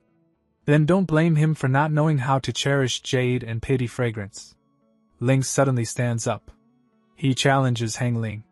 He says that he has already fulfilled his promise to challenge Lu Yi, so now she must spar with him. Hang Ling hesitates. She points out that he did not defeat Lu Yi. Ling does not care. He says that he went to challenge Lu Yi for her sake, so she must take responsibility. Hang Ling stares at him for a moment. Then she accepts. She says it is time to make him give up on this foolish heart of his. Her eyes turn red with anger. She charges forward first. She declares that she will not hold back like Lu Yi did. A violent explosion erupts on the mountain. Shockwaves spread across the peak. Ling desperately tells her to be gentle. But Hang Ling does not listen at all. Half an hour later. Ling's condition is miserable. His face is swollen. His cheeks are bruised. He has been beaten so badly that he can barely stand. Hang Ling looks down at him coldly. She tells him not to come disturb her cultivation again in the future, and orders him to leave. Ling cries as he staggers away. He shouts in despair, asking whether everyone on Bailing Peak is a monster. Why is one more ruthless than the other? He swears that he will definitely come back one day. Hang Ling frowns. Her thoughts return to Chu Ling. Why did Chu Ling come back? She decides that she must go take a look. Confinement? Who cares about confinement? Meanwhile, back at Bailing Peak. Chu Ling is still kneeling outside Lewis's room. Her body is trembling. Her regret is overwhelming. She keeps apologizing softly, saying it was Linger's fault and that Linger was wrong. Her voice grows weaker. Due to hunger and thirst, her strength finally gives out. She collapses against the doorframe. The impact causes the door to open. Chu Ling looks inside anxiously and calls out to her senior brother. But when she looks into the room, it is empty. Her heart sinks. Her face turns pale as she whispers in shock. Senior brother is missing. The chapter begins with Hong Ling arriving to meet Chu Ling. Chu Ling is slightly surprised when she sees Hong Ling standing there. Hong Ling speaks in a very harsh tone and says, Lu Yi has already left. So why are you still kneeling here? He is not coming back. But Chu Ling is drowning in guilt. Tears of regret continuously fall from her eyes. She turns toward Hong Ling and says, Even if the young master is not in the sect right now, I will continue kneeling here until the day he returns. Hong Ling becomes angry. She grabs Chu Ling's hand and tries to pull her up, saying, You should stop kneeling and stand up. We are female cultivators. We have dignity too. Why are you humiliating yourself like this? But Chu Ling shakes off Hong Ling's hand and cries, Sister Hong Ling, I was wrong. I made a huge mistake. I poisoned the young master. This punishment is what I deserve. Just then, Master Bai arrives. As soon as she comes, she speaks gently to Chu Ling. What happened is already in the past. From now on, we should start anew. You shouldn't keep blaming yourself. But Chu Ling still cannot let go of the past. She firmly shakes her head and says, A heavenly rigidity poison can never be completely cleared. A part of it will remain inside his body forever. Curing it is extremely difficult. When Hongling and Master Bai hear this, both of them are shocked. Hongling asks in disbelief, "You mean, the heavenly poison is still inside Lu Ye's body? And it will remain there permanently?" She is confused. Master Bai then speaks again, mentioning the perfect returning origin pill. The moment Chuling hears about that pill, her regret deepens even further. More tears fall from her eyes as she says, "So that means Lu Yi didn't intentionally take the perfect returning origin pill. It was because the heavenly rigidity poison flared up and consumed its power." Hearing this, Hongling's eyes also fill with tears. She lowers her head and apologizes softly. "Senior brother, I'm sorry." Master Bai sighs deeply and says, "How wrong we all were about Lu Yi. But where exactly are you now?" Scene shift. The scene shifts to the back mountains of the great Taoist sect. There, Lu Yi is cultivating calmly and peacefully. His mind is focused only on self-improvement, not on women. This time, he will not make the same mistakes again. His only focus is cultivation. Through the system, Lu Yi is monitoring the 3 female leads. The system says, "Master, they are all waiting for you to return." Lu Yi replies coldly, "Let them be. It's quiet here. I'll cultivate here. I've figured it out now. Women, one after another, are all stumbling blocks on my path to the Tao. Our main character is finally on the right path. Straightforward.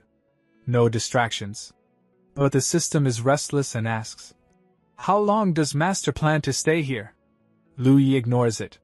Golden energy bursts out from his body as he smiles and says, "Before the December disciple competition starts, I will reach the 13th layer of the Origin Core realm and gain qualification to enter the Great Tao Treasure Pavilion." 3 months later.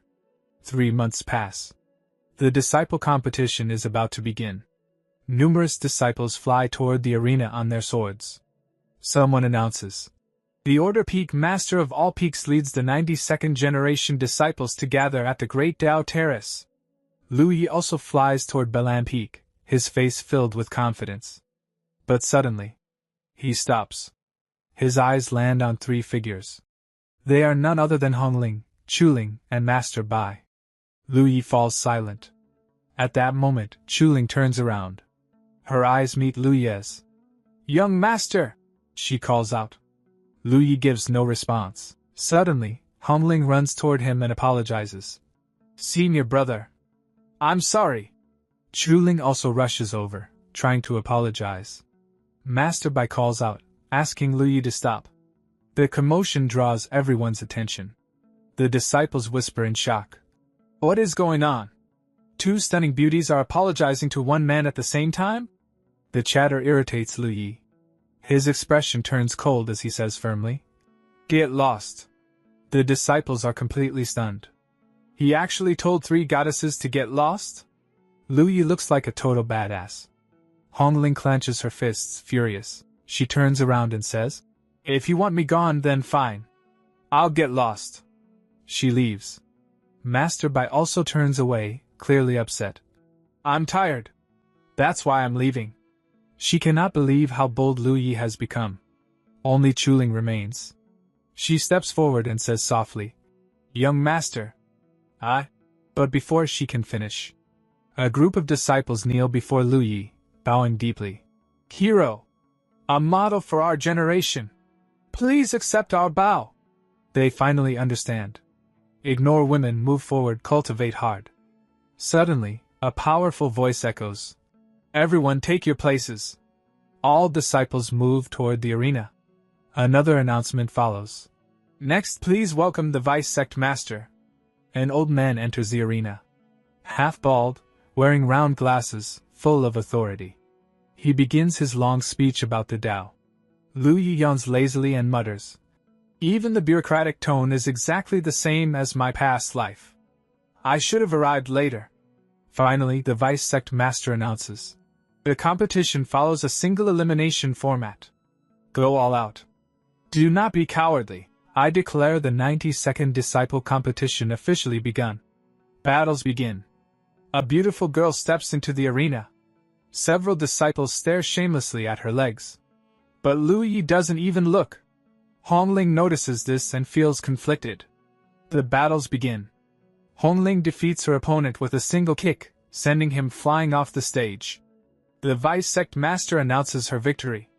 Next, Chuling's turn. Before stepping onto the stage, she approaches Lu Yi and says, "Young Master, I have joined the Great Tao Sect." Tears of regret still fill her eyes. She steps onto the stage while still looking at Lu Yi. The disciples praise her beauty. Her opponent mocks her. "Junior sister, you've already humiliated yourself enough. Why keep throwing yourself at him?" Chuling's expression hardens. She replies firmly, "Thank you for your concern, senior sister.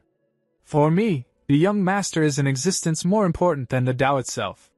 The opponent explodes in anger. "Nonsense! I'll beat you until you wake up." This part begins with Chuling fighting another female disciple in the arena. The two of them are clashing fiercely while the surrounding disciples cheer loudly.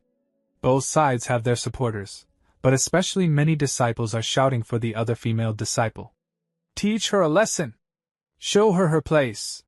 On the other side, senior sister Hongling is quietly looking toward Lu. She starts thinking to herself, although this Lu is a little handsome, there are no fewer than 10 men in the Great Tao Sect more handsome than him. So how exactly did this little girl fall for him so deeply? It's truly baffling. Meanwhile, the female disciple activates her technique. Spiritual energy surges around her as multiple clones appear, surrounding Chuling from all sides. She begins pushing Chuling back. "Junior sister, if you don't wake up soon, don't blame me if I accidentally hurt you as your senior sister." But suddenly, Chuling's eyes sharpen. In the next instant, she unleashes her own technique. With one swift motion, she destroys several of the clones in a flash. Her sword moves like lightning, cutting through illusions instantly. Before anyone can react, she appears in front of the female disciple, her blade stopping just inches away from her neck. The entire arena falls silent. Fear clearly appears on the female disciple's face. Chuling calmly says, "Thank you for your concern, senior sister." Then she slowly withdraws her sword and politely adds, "I accept your concession." And just like that, Chuling of Blazing Peak wins. A bright glow appears on her face as she turns toward Lu with a smile. "Young master, I won!" But Lu gives no response. All the disciples turn to look at him. He still hasn't melted. He knows exactly what he needs to do. He doesn't plan to get distracted by girls. Without even looking back, he walks toward the stage because the next match is his. Everyone is shocked by his attitude. The disciples start whispering among themselves. He doesn't know how to cherish jade and pity fragrance at all.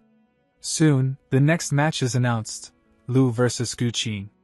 A large number of disciples cheer for Gu Qing, wishing him good luck. They want him to defeat Lu. They hope he will crush Lu's ruthless attitude and teach him a proper lesson, so junior sister can finally see what kind of trash he really is. Lu looks seriously at Gu Qing and thinks, "I don't seem to have any impression of this name." Without wasting time, Gu Qing charges forward and loudly declares, "Today, I'll teach you a lesson on behalf of everyone." But Lu's expression turns cold. He watches the attack coming toward him. He clenches his fist. Spiritual energy gathers instantly, forming a spiritual fist. Boom! With one punch, he shatters Gu Qing's sword. The impact sends Gu Qing flying off the stage. Silence. Then Lu calmly says, "I accept your concession." The old master watching from above slightly smiles. "This generation has produced some excellent seedlings." Another elder nods. "Indeed. Those from Blazing Peak are especially outstanding." The old man continues, "Sect leader Hongling and Chuling. I didn't expect junior sister Bai to be not only skilled in cultivation herself, but also so formidable in teaching disciples. They are excellent, certainly. But their emotions are also too abundant. If those two girls run into love, they may not necessarily have the mind to compete." Then his gaze shifts toward senior brother. "If this continues, I'm afraid my Great Tao Sect will turn into the Jealous Union Sect." After that, many battles take place. In every round, the same 3 characters continue to win. Chuling advances easily. Hongling also advances. Next match, Lu of Blazing Peak versus Li Jimin of One Dao Peak. Li Jimin activates his technique and creates a turtle spirit shield around himself. The defensive power is extremely strong. He reinforces it further, making it even thicker. But Lu charges forward immediately. Without hesitation, he throws a punch at the shield. Crack! With terrifying force, he shatters the defense completely. Li Jimin is stunned as his powerful shield breaks apart like glass. He falls heavily to the ground, unable to believe that his defense was destroyed so easily. After defeating him, Lu calmly says, "Thank you." Now Lu slowly steps higher through the rounds. His next opponent is Hongling. Hongling stares at him carefully. She already knows she isn't his match. "I know I can't beat you," she says. "But let's agree on one thing first, no hitting the face." Maybe she's planning some trick. She already understands she can't win normally. Lu smiles slightly. "You actually reminded me." In the next second, bam! His spiritual fist lands directly on Hongling's face. She is completely shocked. His speed is far beyond her expectations. The match is practically over instantly.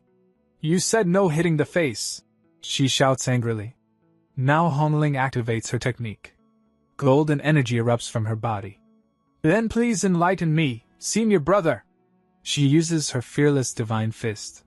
Lu casually raises his fist. No strain. No forceful movement, just a simple extension of his arm. Red spiritual energy flows from his hand. When her divine fist collides with his, her attack shatters instantly. With a slight push, Lu sends her flying backward. She crashes onto the stage. Defeated. He walks past her, then suddenly stops. Someone comments loudly, "Good heavens! Does this Lu not like women, bro?" Another disciple mutters, "He's not backward, he's straightforward. He only looks forward now." Hongling, like an annoyed kitten, refuses to give up. "Senior brother, I'm not done with you." She still doesn't accept defeat. No one knows what she's still clinging to. But Lu doesn't want any relationships anymore. Yet these people keep chasing after him. Two disciples who are actually his fans whisper, "If that's really the case, Lu is quite pitiful. Did we misunderstand him?" The other nods. Boys being alone outside must protect themselves well. Then the fifth round begins. This time, Lu faces Lingu Yushuang. They stand opposite each other on the stage. Lingu says calmly, "I've already made up for my defects. But it seems I'm still not your match." Lu replies, "Knowing shame and then being brave, making constant progress, that is the way of cultivation." Lingu narrows his eyes. "You're not an unreasonable person. So why are you so savage and ruthless toward your junior sisters?" Lu doesn't answer. He raises his hand and gestures. "Come. You don't need to know that. Just make your move." Lingu becomes angry. He activates his technique and sends countless slash attacks flying toward Lu.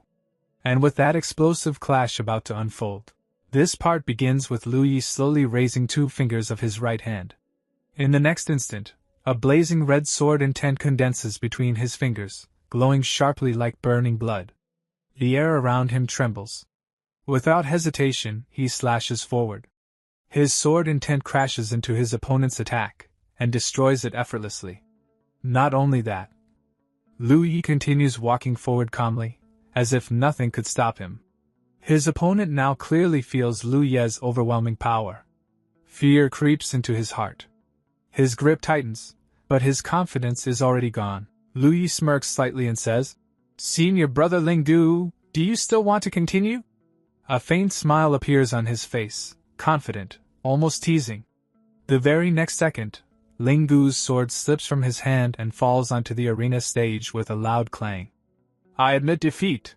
He lowers his head, openly acknowledging his loss. Lu Yi brings his hands together in front of him in a respectful greeting gesture. "Thank you for letting me win." The entire arena goes silent. All the elders present are completely shocked. One elder suddenly shouts, "Junior Sister Bai is not even a specialized sword cultivator. A sword genius like Lu Yi should be taught by me. That is the most suitable arrangement." But immediately another elder jumps forward and interrupts angrily. "Bullshit.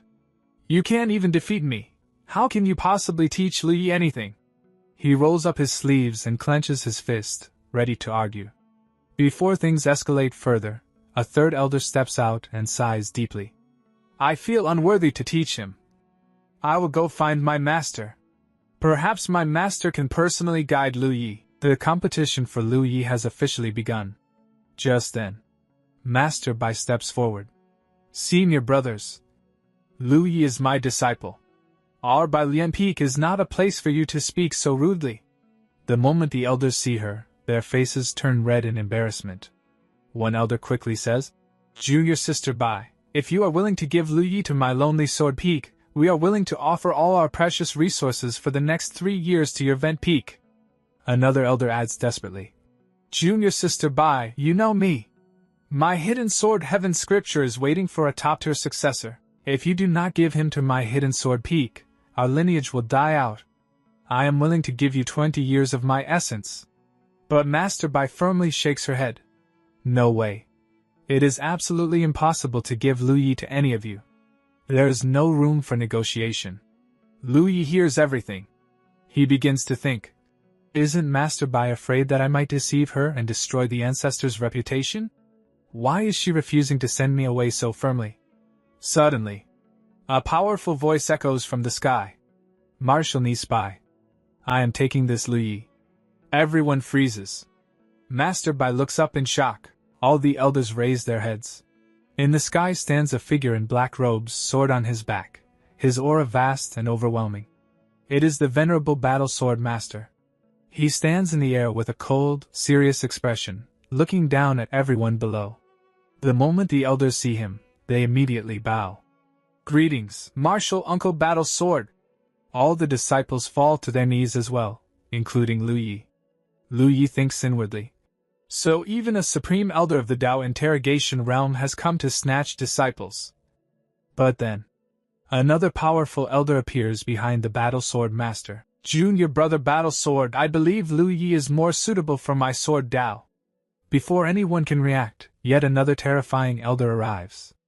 Senior brother Tao, I think Lu Yi is clearly more suitable for my sword Tao inheritance. Now multiple venerable level elders are fighting over him. Master Bai is completely shaken. Her heart is pounding violently. According to the sect rules, elders can only choose disciples when they first enter the sect. Snatching someone afterward is against tradition. She quickly speaks up. Martial uncles, according to the established rules, one can only choose disciples when they first enter the sect. To snatch someone now just because you see his outstanding aptitude is truly not the proper way. She is clearly nervous. Her heart is racing. She is afraid Lu Yi will be taken away from her. The venerable battle sword master suddenly becomes serious. His sharp gaze locks onto Master Bai. In a cold, firm tone, he says, You are not a sword cultivator. How can you properly teach a powerful sword genius? The pressure in the arena becomes suffocating, and the real battle is only just beginning. That is still not a reason for you to snatch someone. The venerable battle sword master narrows his eyes. Since you are so stubborn, then I shall ask your disciple directly. His gaze shifts downward toward Lu Yi. Lu Yi, I ask you now, are you willing to leave Bai Lian Peak and bow under a different sword cultivation lineage? The entire arena goes silent. Below, Lu Yi stands quietly, looking up at the sky. On the other side, Master Bai's heart is pounding violently. Sweat trickles down her face. Behind her, Hong Ling is also nervous. Sweat forms at her temples as well. She thinks to herself, Lu Yi, if you really want to leave, does that mean we will have no connection from now on? She assumes he might stay. But that misunderstanding is about to be shattered. And somewhere deep inside her heart, a strange jealousy begins to burn. After all, in their previous life, she and Lu Yi had shared countless intimate dual cultivation sessions. Their connection wasn't shallow. Meanwhile, Lu Yi is laughing inwardly. A devilish smile appears on his face. He brings both hands together respectfully and shouts loudly. Of course, I am willing. The moment the venerable sword master hears this, he bursts into laughter. Ha! Good. Since you have no objection, I will report to the sect master immediately and let him personally decide. Right now, it feels like he just discovered a diamond inside a coal mine. A true genius. The three venerable masters immediately depart at high speed to meet the sect master. Below, Lu Yi watches calmly. Meanwhile, the smaller elders who had hoped to recruit him panic. Let's go! Maybe we can still pick up some scraps. They quickly rush off as well. On the other side, Master Bai's expression falls. No matter how stunning she looks, what does it matter? The future's most powerful sword genius will not waste his time on small pawns forever. Behind her, Hongling nervously asks, Master, what should we do? What if? Yes. What if? Master Bai answers coldly. With me here, no one is allowed to snatch him. Then she turns decisively. Who is afraid of whom? If they are going to find the sect master, then so am I. And she swiftly leaves for the great Dao Hall. Just then, a voice echoes from the arena. Why are you still standing there? The competition is not over. Continue. With that announcement, a new girl steps onto the stage. She is extremely beautiful, but unfamiliar. The announcer declares. Semifinals, second match. Chuling versus senior sister Rong Huarong. The disciples whisper excitedly. It's a duel between two beauties. The palm and the back of the hand, both are precious. Honestly, they're not wrong. It's hard to imagine how breathtaking it will look when they fight. Chuling steps onto the stage and politely greets. Senior sister, please make the first move. Scene shifts. The Great Dao Hall. A massive palace, the core of the sect. Even from outside, voices can be heard. Sect Master, you must make a decision for me. Otherwise, my lonely sword lineage will truly die out. Another elder says urgently. Sect Master, I cannot helplessly watch a good sword Dao seedling be buried in by Lian Peak's sands. Inside the hall, a majestic figure sits upon a grand throne. Below him, the venerable elders bow respectfully. Behind them stands Master Bai. The venerable sword master declares, Sect Master, if necessary, I will kowtow to you. Then, we finally see the great Dao sect master, Lu Chunfeng. He raises his hand and says coldly, Enough. All of you, shut your mouths. Instant silence. Yes, sect master. He turns his sharp gaze toward Master Bai. Junior sister Bai. For a moment, he looks serious. But in the very next second, his expression completely changes. He softens instantly, like a cat trying to act cute. I haven't seen you in a year, you're becoming more and more beautiful. Wow. So even the sect master isn't immune when it comes to a beautiful woman. The venerable elders are stunned. Their faces collapse in disbelief. Meanwhile, Master Bai smiles gently, a faint blush appears beneath her eyes. This part begins, and Master Bai greets the sect master. And after seeing Master Bai, the perverted sect master says, I told you, you can call me senior brother. There is no need to call me sect master. But Master Bai says, sect rules cannot be mistaken. Etiquette cannot be abolished. Then from the other side the perverted sect master says, all right. Calling me sect master is fine too then. Junior sister Bai, what do you think of this matter? Then Master Bai says from the front, I absolutely will not allow Lu Yi to leave Baiyan Peak. This does not conform to the sect rules, nor does it conform to etiquette. After hearing her words, a martial uncle says, Bai Yunlan, you are a spell cultivator. Do not lead disciples astray. Then Master Bai smiles and says, spells I can teach. Sword I can also teach. If the three martial uncles do not believe me, then the sect master can allow me to fight a short battle against the three martial uncles. If I win, Lu Yi will be a person of Baiyan Peak. After hearing her words, a martial uncle looks at her and says, Good. This martial uncle won't bully you either. I will seal my own cultivation and fight you with sword at the same void refining realm. If you lose, then let Lu Yi choose for himself. And Master Bai also becomes ready. Then she quickly starts walking toward the arena and says, I will absolutely not lose. If you want Lu Yi, come fight me in the sky. Behind her, the martial uncle also starts going and says, Fine. For the sake of a successor, this old man is not afraid of bearing the infamy of bullying the small. And on the other side, the perverted sect master tells Master Bai to stop, but she has already left, so he says to the martial uncle, "Martial Uncle Lonely Sword, you must absolutely not hurt junior sister Bai." Then in the sky, Master Bai summons a spiritual sword, which appears above her. And she also pulls out her own sword. At that moment, Chu Ling notices that spiritual sword and starts looking toward the sky. Then she says, "The Divine Sword Master has made her move." And as soon as the martial uncle sees Master Bai's power, he becomes completely shocked and says, "Junior sister Bai, how is it possible?" Then she says, "Martial uncle, be careful." Then she lowers her finger, and because of that her divine sword also starts descending downward. To block that attack, the martial uncle also sends his sword forward to block it and says, "Then this martial uncle won't hold back." And both of their swords clash with each other. The martial uncle is using his lonely sword strike to block the attack. But the next moment his spiritual sword starts breaking, and it shatters into pieces. The martial uncle loses. Blood comes out of his mouth, and he also becomes injured. Then Master Bai looks with a serious gaze and says, "Martial uncle, you have lost."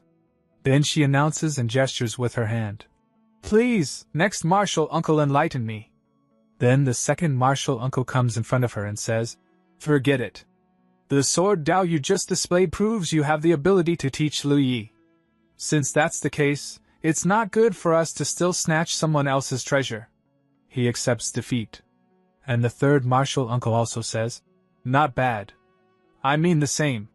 After hearing their words, Master Bai brings both her hands together in greeting and says, "Thank you to the martial uncles."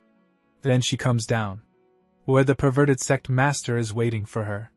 Then he says, "Junior sister Bai, are you alright?" "Junior sister Bai, the sword technique you used just now does not belong to the Great Dao sect, right?" In reply she says, "Obtained by chance. It indeed does not belong to the Great Dao sect." And the perverted master is still very happy and says, "Since junior sister likes to study sword techniques, I, your senior brother, have privately collected quite a few sword arts. Why doesn't junior sister accompany me to the library pavilion to study them together?" But Master Bai refuses and says, "Sorry, senior brother. I won't like sword techniques." Then the scene shifts to the arena, where Chu Ling is still on the stage. Now the final match is about to happen. Chu Ling versus Lu Yi. Standing in the arena, Chu Ling is thinking, "Young master, I have finally waited for you." At that moment Lu Yi starts entering the arena. Seeing him, Chu Ling's eyes shine and she becomes happy and says, "Young master!" And step by step Lu Yi is walking into the arena. Seeing him, a silence spreads everywhere. Chu Ling is still standing in the arena. But suddenly she feels something. That is killing intent. Killing intent is coming out from Lu Yi's eyes, and she starts thinking, "Young master, do you really want to kill me?" And the crowd is cheering loudly. They are shouting, "Beat him!" Everyone hates Lu Yi. They are saying, "Destroy this comeback. I have found Lu Yi an eyesore for a long time." Then Chu Ling suddenly drops to her knees and says, "Young master, do it." She becomes ready to die. But Lu Yi is looking at her with hateful eyes. He stays silent. And when the disciples see that Chu Ling has already knelt down, everyone becomes shocked.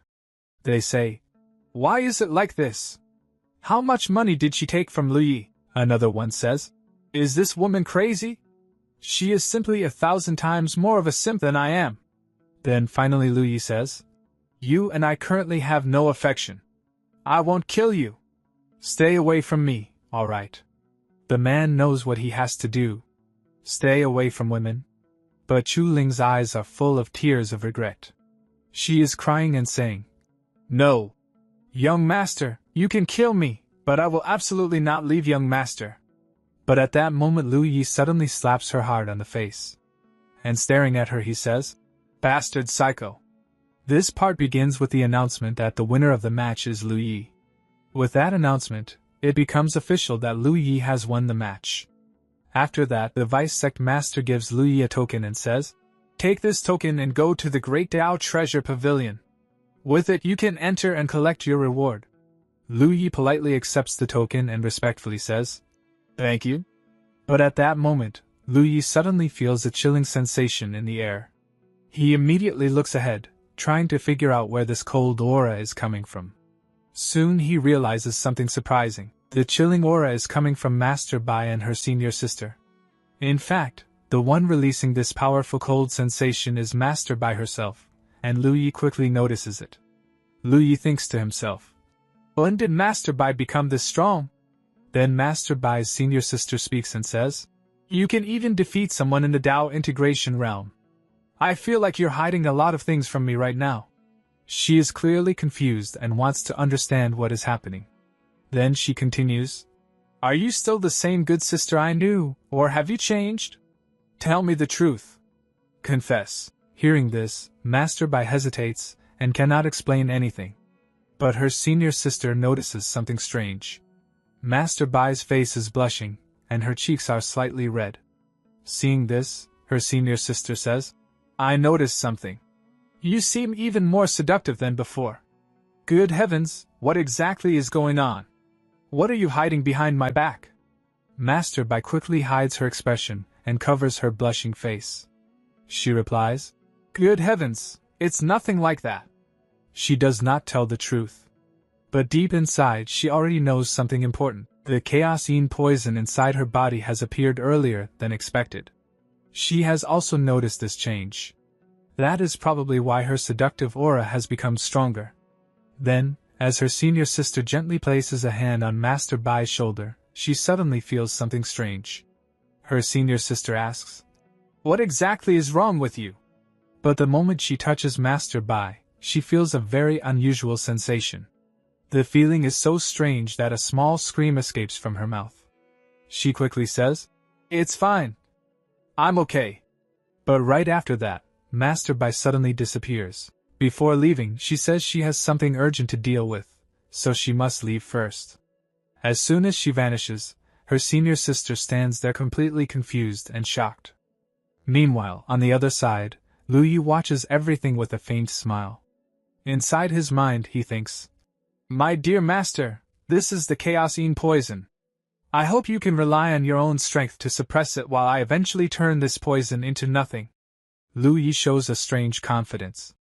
After that, the scene shifts to the Great Dao Treasure Pavilion. Step by step, Lu Yi climbs the stairs and approaches the pavilion.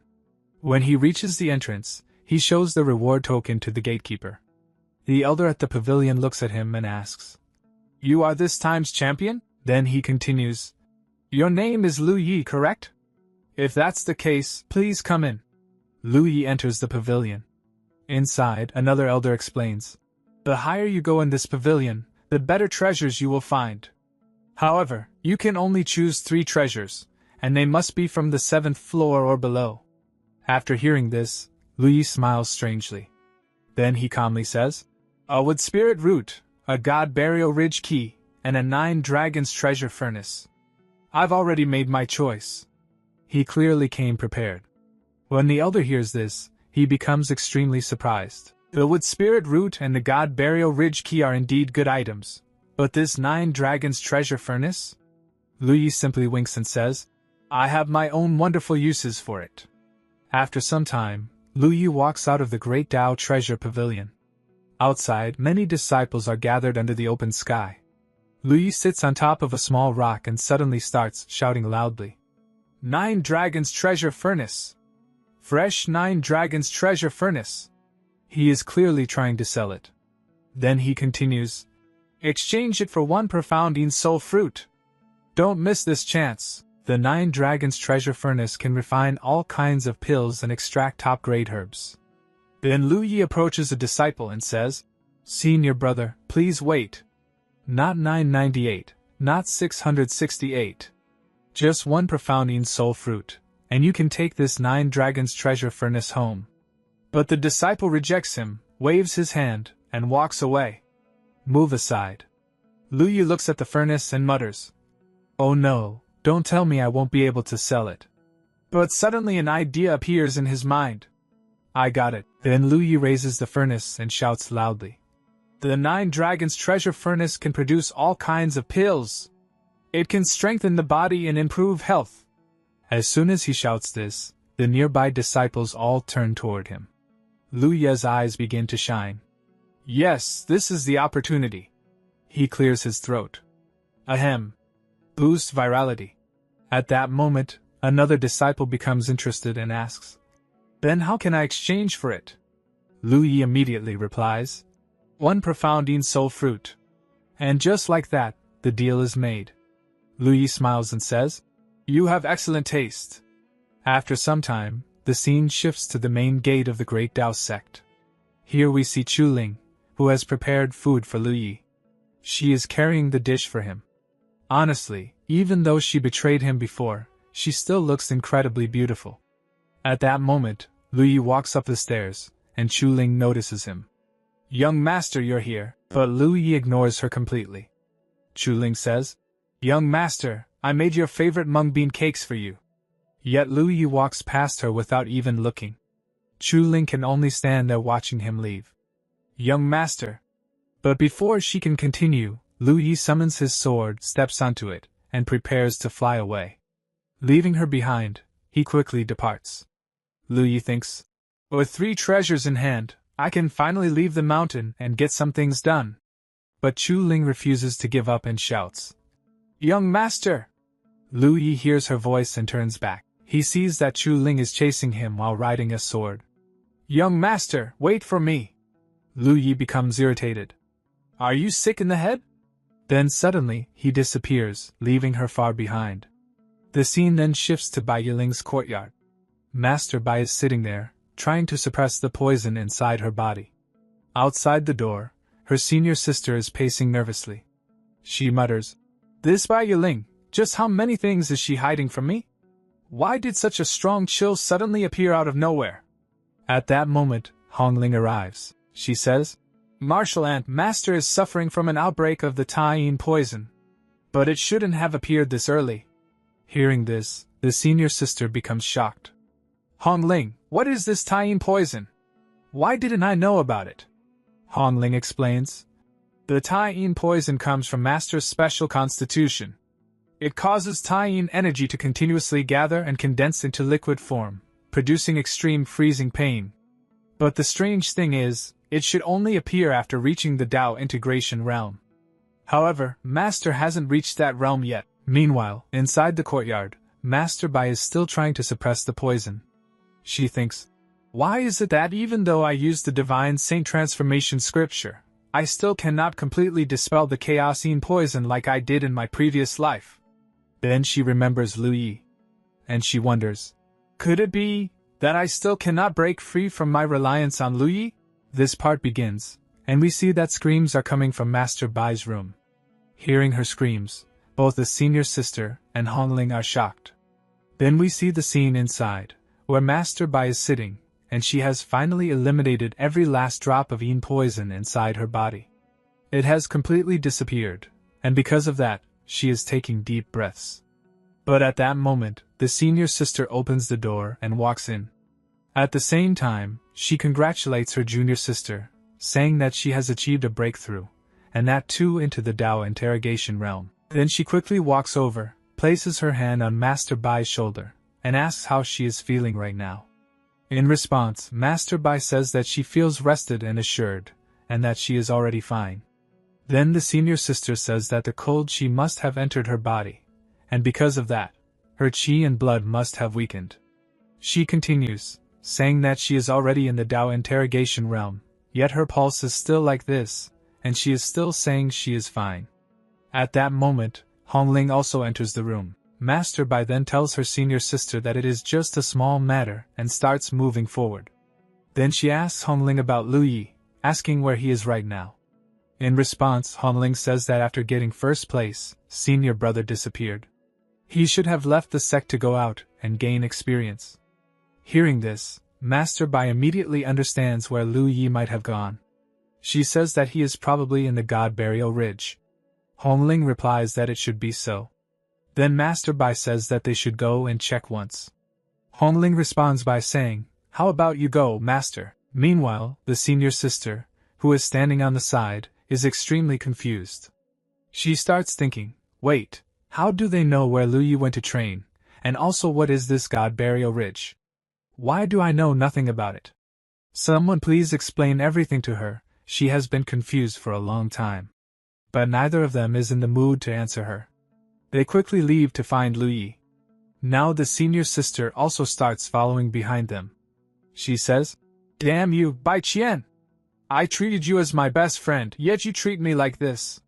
What exactly are you hiding from me?" Master Bai turns back, smiles, and says, "We were wondering whether you would follow us." Hearing this, the senior sister puffs up her cheeks and says, "Bullshit! With my personality as your senior sister, how could I not follow?" Then she says to Hongling, "You, Hongling, you look absent-minded. You must be hiding something from me, right?" But Hongling clearly denies it, although she hesitates a little, and says that she was just wondering how much longer it will take for them to arrive. While walking forward, she starts thinking, "Senior brother, I know I was wrong. You definitely must not be in danger." After some time, they arrive near a cave. At the entrance of the cave, someone is kneeling. It is Chu Ling. She is still waiting for her young master to come out and forgive her. Just then, a voice comes from behind, asking where her senior brother is. As soon as Chu Ling sees them, she greets them first and says that he is still inside. When the senior sister hears Chu Ling addressing them as senior sisters, she is once again shocked and starts thinking, there must be some earth-shattering gossip behind this woman. She only wants gossip. When will she finally learn the truth and spread it throughout the sect? Someone please tell her the truth. Anyway, Chu Ling says that to reply to Sister Yi, young master has already entered the God Burial Ridge, and she is here acting as his Dharma protector. Hongling says that she is a bit worried, and that they should go inside the God Burial Ridge and take a look. In response, Chu Ling asks what she is worried about.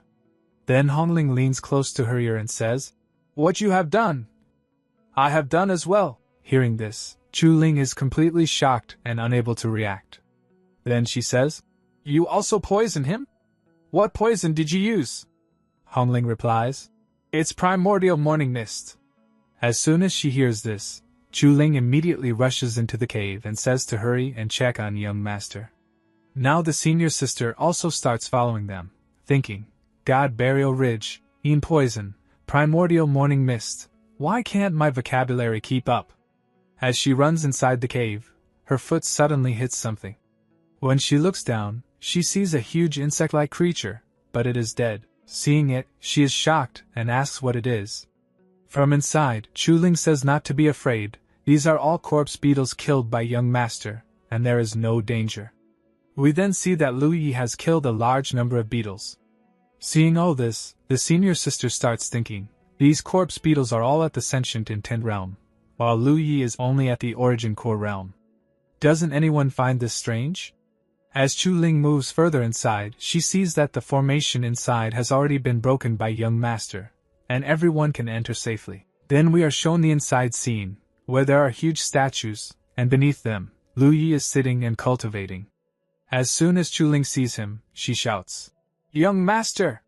At the same time, Hongling starts thinking, fortunately, the primordial morning mist has not erupted yet. But then we see Lu Yi clenching his fist tightly, veins appearing on his arm. The poison mist starts entering his body, causing him pain. Sweat begins to drip from his face.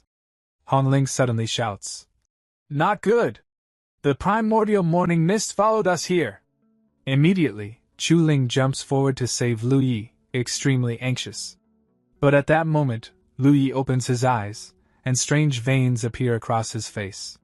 Hongling says, "Senior brother, this is primordial morning mist.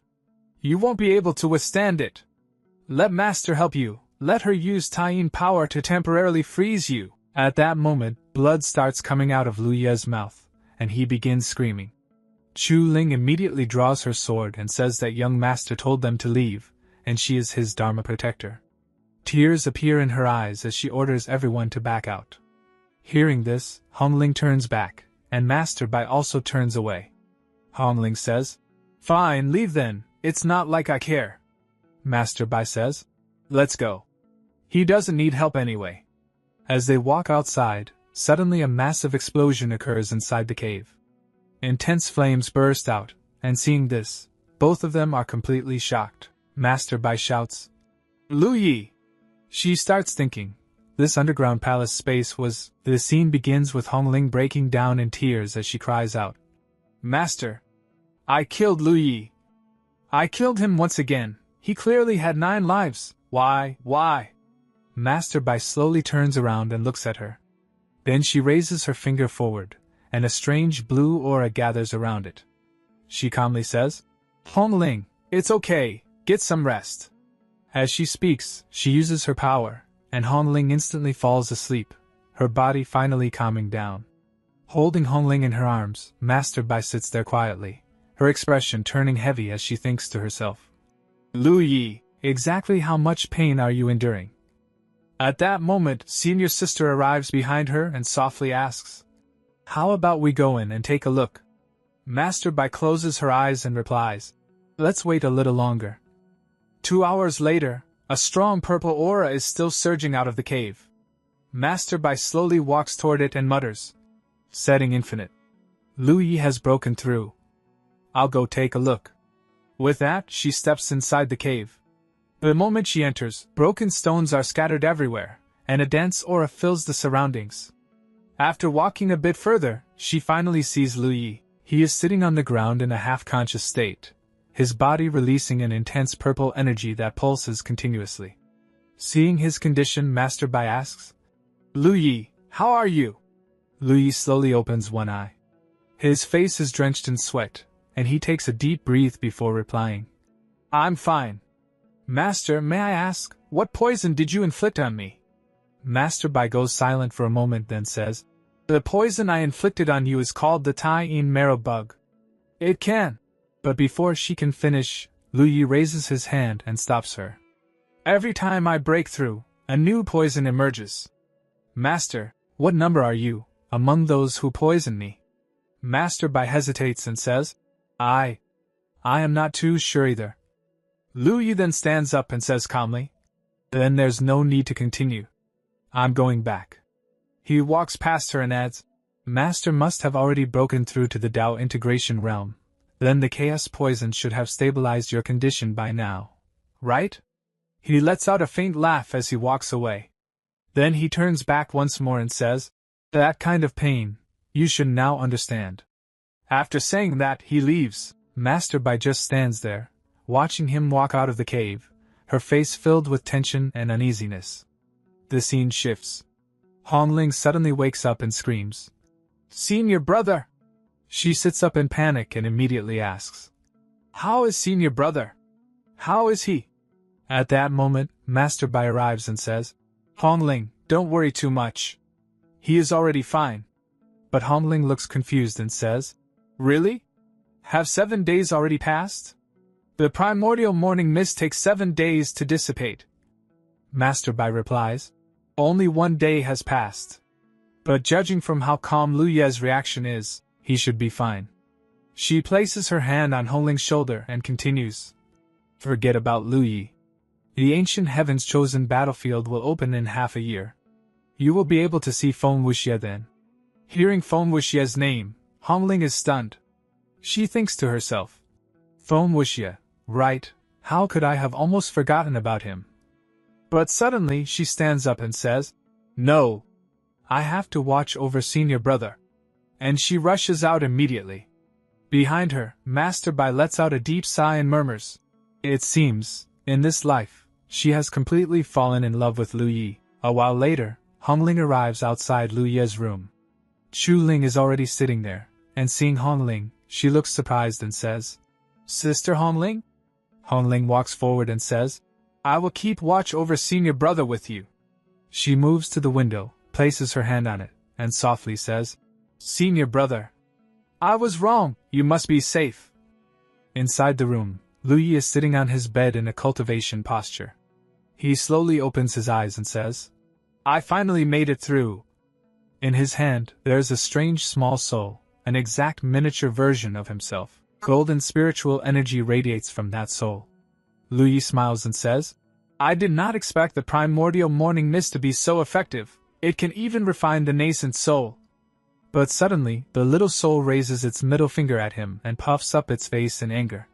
Seeing this, Lu Yi bursts into laughter. He says, Oh, so this is not just a setting infinite, but a setting infinite, same joint infinite. A sharp light flashes in his eyes as he declares, "In this life, I will leave you all far behind, and watch how you disappear when the time comes." The scene shifts again. A massive bell at the top of a tower rings loudly. An announcement echoes. "Ninth generation disciples, heed my command! Everyone gather in front of the Great Tao Pavilion." Lu Yi, who is sitting in his room drinking tea, hears the announcement and says, "What happened?" At that moment, his system suddenly beeps, and a panel appears. The system says, "Master, did you forget? The ancient heaven's chosen battlefield has opened." Lu Yi is slightly surprised, but then says, "The ancient heaven's chosen battlefield. In my past life, when I participated, I was only at the 6th layer of the origin core realm, but in this life, I am already at the 5th layer of the setting infinite realm. I will definitely achieve great things." With that, he immediately sets off toward the battlefield, standing on his flying sword. Let's go, time to head to the Great Tao Pavilion. Soon, at the Great Tao Pavilion, countless disciples have already gathered. An elder steps forward and announces, "Abnormalities have appeared in the ancient heaven's chosen battlefield. It will soon open in the 9 Dragons Valley of the central region. This ancient battlefield opens once every million years, and the resources within are extremely abundant. Anyone under 100 years old may enter, making it the most suitable battlefield for all of you." At that moment, Chu Ling comes up behind Lu Yi and says, "Young master, you will definitely go, right? However, it is filled with danger, killing intent, and countless threats. The undead spirits of ancient heavens wander within. The chosen of demon spirits, monsters, and ghost races will also enter. Other sects will kill to steal treasures, so please think carefully and act cautiously." She falls silent. At the same time, Hongling is also shown watching Lu Yi silently. Then, we get a brief glimpse of Feng Wuxie. Hongling thinks to herself, "Feng Wuxie, we will fight side by side again." In the previous episode, we saw that a secret realm was about to open. As mentioned earlier, it was supposed to open after some time, but now very little time is left before it actually opens. At this point, it is almost about to open. Everyone here is already prepared to head toward the place where it will appear. Now, the graded setup is ready, and from it, a flagship arrives carrying people toward that location. Our Louis is the first one to go up. Right behind him, the one who is supposed to be with him, well, not a betrayer, but Chuling, follows. Chuling goes up and says, "Master, wait for a moment, we're coming too." Meanwhile, we see a dark place where someone shouts excitedly, "Oh my God! Finally, the battlefield has opened! We have been waiting for this for a long time." Then, laughing, he says, "Go, my children, set everything on fire. Not a single genius from the Roddy Spark should be left alive. Spread our name everywhere, because we are about to cause massive chaos here. These are all demons." On the other side, we see the monster race. Their greatest leader appears and says, "Finally, the battlefield, the secret realm, is about to open. As soon as it opens, I want human essence." The essence comes from inside humans, and he further declares, "Whoever brings me the strongest essence and resources, I will promote them. I will make them a monster king and personally guide them, teaching them supreme techniques so they can master the ultimate monster arts." Hearing this, all the monsters become excited and declare they are ready to do anything and will spare no one. Among them, we notice one monster who seems to be female. She thinks to herself, "In this life, I must kill the spirit monster emperor. Only after I eliminate him will peace return to the monster race." Now we return to Louis, who has already set off. On the way, everyone is traveling together when one excited guy says, "Do you know which dynasties and sects are coming? 3 dynasties and 5 sects are going to arrive, and we are one of them." He continues, "Brother Louis, I want to tell you something. Maybe you don't know, but I'll explain which forces are coming." Then he starts listing them, explaining the major powers of the central region where they are heading, including several dynasties and 5 great sections. He eagerly continues naming them just to show off in front of Hongling, listing sects like Yang Sect, Supreme So Sect, Mountain Sect, Holy Tower Sect, and others. Hongling looks at him strangely, clearly annoyed. She seems to want someone to shut him up. Louis finally interrupts, saying, "Enough, how many names are you going to take? We'll see when they arrive." But the guy insists on finishing, saying that having information is important, and that many things are about to happen, so they need to be careful. Meanwhile, Chuling approaches Hongling and says, "We're about to arrive. Come quickly, I want to show you something." Soon, we see a gathering place where everyone must assemble. A flying ship lands, and people begin stepping down. Everyone watches them. One person comments, "Wow, the girls from Yongyang sect are amazing, so beautiful and attractive that I can't even take my eyes off them." Another adds that even the Joy Union Pavilion has stunning girls, and many powerful figures are arriving. He also mentions that this will bring great business to the city since wealthy people will spend a lot. Then we see two members from Yongyang sect, the Holy Maiden, Lu Yuyuan, and the Holy Son, Yang Wufa. People begin speculating that since one has Yin and the other has Yang, they might be Dao companions. When Yin and Yang combine, it creates a powerful reaction, increasing their strength through dual cultivation. It is common in their sect, so they might be a couple, or maybe not. It's just speculation. On the other side, people from the Supreme Source sect arrive. Their aura is extremely powerful, and their presence alone creates intense pressure. Their sword intent is so strong that people are shocked. One person jokes nervously about his third sword trembling, then quickly corrects himself, saying he just means their cultivation is incredibly strong. Then our main group arrives, the team from the Great Tao. Their entrance is grand, and people are amazed. 3 beautiful girls step down, with Louis in front of them. The situation is very different from before. As soon as one of the senior sisters steps down, the Holy Son Yang Wufa approaches to flirt. He introduces himself and asks her name. She replies coldly, "My name is Zhao Rong, and I'm not happy to meet you." He then asks the names of the other two, but Hongling gets furious and tells him to get lost. He backs off, muttering about their attitude. Louis watches silently, recognizing him from the past and recalling how he once beat him badly. Soon, Louis leaves and flies away to cultivate alone. One of the girls notices and asks where he is going, but he doesn't respond. There is deep resentment within him that won't be resolved easily. He sits down and begins cultivating, even though the secret realm is about to open. People are annoyed, saying, "What kind of guy is this? Even at a time like this, he's cultivating." The girls try to talk to him, but he ignores them, making others even more irritated. Then someone says, "Forget all that. I'll show you real beauty. The prince from the Supreme Emperor dynasty is about to arrive." The third prince, Shangguan Wuqing, arrives along with Princess Shangguan Wanling. They both have extraordinary status. When Louis hears her name, he reacts but says it doesn't matter to him anymore in this life. The princess notices Louis and thinks, "That's Louis. What happened between him and those two girls? Why do they look so sad? Didn't we all hate him deeply?"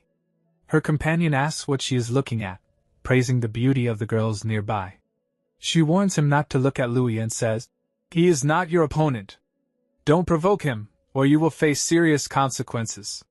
But he arrogantly replies that once they enter the ancient battlefield, his first target will be Louis. The princess smirks coldly and thinks, "Maybe I should let Louis deal with him. That would make things easier for me." Her thoughts are dark and calculating, though her companion remains unaware, confidently moving forward and showing off. Finally, after some time, bright lights begin to appear, and everyone gathers together as the moment of the secret realm's opening draws near. We see here that someone announces that the chosen battlefield, the secret realm, has finally opened. As soon as it opens, someone immediately rushes in first, and that person is none other than Louis. He is in a huge hurry and directly enters without wasting a second. Chuling, who is with him, calls out, "Young master, please wait for me." But he doesn't stop and goes straight inside. As he enters, people start talking among themselves, wondering why he is in such a rush to go first. They then realize that the disciple of the Great Tao has successfully entered the secret realm. Now, the Holy Son from the Yongyang sect feels extremely jealous. He says, "How dare he enter first? I won't let him go," and immediately follows him inside. Soon, both of them enter the secret realm together. The Holy Sun says angrily. I was the one who stepped in first, and you've been following me?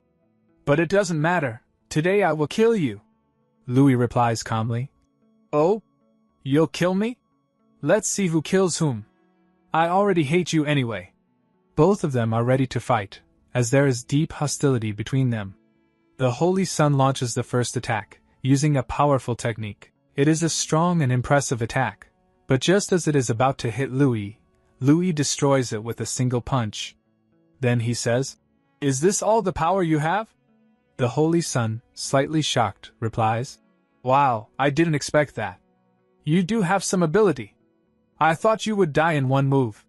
Louis responds coldly. So this is all you've got?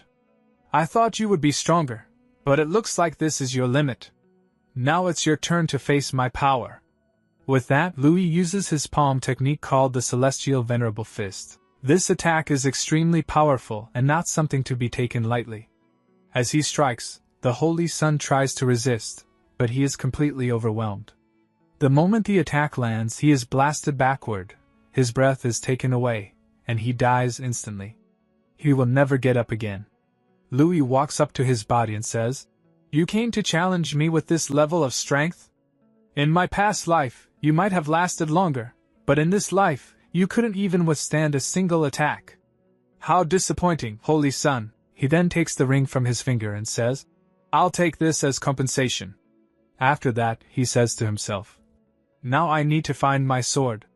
Without it, my life feels incomplete. He entered the secret realm specifically to find his strongest sword.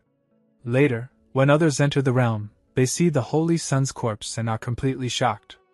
They wonder who could have done this. The Holy Sun was a powerful title given only to strong individuals, yet he was killed in a single attack. Everyone is frightened and confused, unable to believe what they are seeing. Outside the realm, a crystal suddenly shatters.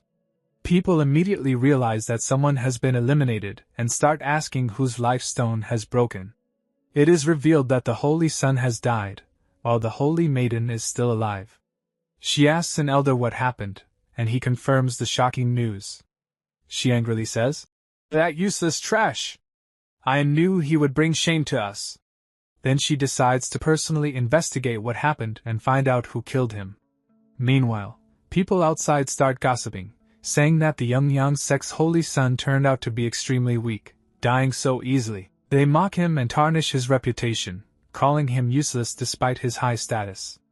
At this point, the prince from the Supreme Emperor dynasty arrives. After seeing everything, he says, Looks like this won't be boring. This is going to be interesting. Then he also enters the secret realm. The princess watches him go with a deadly smile and thinks, Go ahead. You won't be bored at all. A big surprise is waiting for you, one that has been waiting for a long time. Her thoughts are dark and filled with hidden intentions. Inside the secret realm, we see an area filled with stone swords. Louis arrives there and says emotionally, You don't know how much I've missed you. Every moment without you felt incomplete. Without you, I can't even use any other weapon. He is speaking to his sword. As he moves forward, countless swords attack him, but he destroys them all and continues advancing. He says, Looks like it's time to fight again. With a powerful strike, he destroys everything in front of him, clearing his path completely. Finally, he reaches the stone sword he has been searching for. He approaches it slowly, filled with excitement, and says, I've missed you for so many years. I miss you so much, my dear. Then he grabs it and says, Don't be confused or afraid. Your true master has returned. At that moment, a powerful energy bursts out. Suddenly, a voice responds, Who are you calling confused? Who said I'm afraid? I'm not afraid of anyone. I cut down anyone who comes before me. This is the sword's spirit speaking, Louis realizes. So this is the spirit of my sword. He remembers that the sword's spirit has a timid nature and doesn't easily reveal itself, but if it stays with him, it will become much stronger. He confidently declares that he will show it what true strength really means. A massive amount of energy continues to surge as he speaks to the spirit. In the previous episode, we saw how Liu Yi entered the battlefield. Inside the battlefield, a guy suddenly collided with him, but Lu Yi easily finished him off in just a few attacks. After that, he continued moving forward toward the stone sword. As he finally reached the stone sword after overcoming several obstacles, Lu Yi stepped forward and began trying to persuade the sword's spirit. While convincing it, he said, "I can give you immense power. I can make you incredibly strong." He kept mentioning big words, words that represented power, invincibility, and dominance. He wanted to make the stone sword extremely powerful and said, "If you follow me, you will gain unimaginable strength. You can even become invincible." Now the sword responded, "What you're saying sounds right, but what guarantee do I have?" Lu Yi confidently replied, "I guarantee you won't regret it. If you come with me, you'll become an incredibly powerful sword." Meanwhile, on the other side, the source spirit was listening to all this. Even though it didn't fully understand those fancy words, they sounded impressive, words like power, invincible, strong. So it thought, "I don't really understand what you're saying, but it sounds awesome." And just like that, the sword agreed to the deal and came into Lu Yi's hand. The moment it entered his hand, Lu Yi released his power and said, "Since you've come with me, your name is Stone Sword, but I'll call you Stone as your nickname. Is that okay?" The sword instantly disagreed. "What kind of trash name is that? I don't like it at all. Give me a better, cooler name." Lu Yi replied, "Come on, Stone Sword sounds perfectly fine. I'll just call you Sword, or maybe the nickname I chose, Little Stone. That sounds good, right?" The sword got even more annoyed. "That's such a terrible name. I hate it. Give me something cooler." But before this argument could continue, a voice suddenly came from behind. Someone was congratulating the young master, and it was none other than Chu Ling. She arrived happily and said, "Congratulations, young master. You've regained the stone sword again." But Lu Yi didn't pay attention to her at all. Holding the stone sword, he said, "All right, enough talking. I'll just call you Stone Sword." The sword was still angry, but Lu Yi completely ignored it and started walking away. As he was leaving, Chu Ling called out, "Where are you going? Can you wait for me?" But Lu Yi ignored her as well and kept moving forward. He already knew his next target, where to go and what treasures to obtain. He thought, "I've already taken the main treasure of this place, which was my source. Now it's time for the next one, the treasure hidden beneath this lake." Saying that, he jumped straight down. Now we are shown the lake, a massive body of clear water, considered the first level of the battlefield. This water was extremely special. Anyone who entered it would have their aptitude improved. There were also rumors that to keep this water pure, a special hidden pearl existed somewhere deep within the lake. But the lake's bottom was extremely deep, and no one knew exactly where the pearl was. Still, many people were diving down to find it. Among them was Hong Ling. She thought to herself, "In my previous life, senior brother Lu Yi brought that pearl for me. So I believe these rumors are true. But this time, I'll obtain it myself." Behind her, many others were also diving. They all wanted the treasure. But the deeper they went, the more painful it became. This wasn't ordinary water. One disciple started struggling and said, "I've reached 2,000 meters. I can't go any further. I can't endure this pain anymore." He tried to retreat but couldn't. He called for help. His senior rushed to save him, but even he couldn't withstand the pressure. Blood came out of his mouth, and he was forced to retreat upward as well. At the same time, the prince of the Supreme Dynasty was diving rapidly downward. Hong Ling was also going down quickly. The prince created a bubble around his mouth using his power so he could speak underwater. He said, "You've been keeping up with me for quite a while. I'm impressed. But I don't even know who you are. At least tell me your name." "I am Xing Wuqing, from the Supreme Emperor Dynasty." After hearing this, Hong Ling replied, "Yes, I know about you, or rather, I know your younger sister Huang Ling quite well."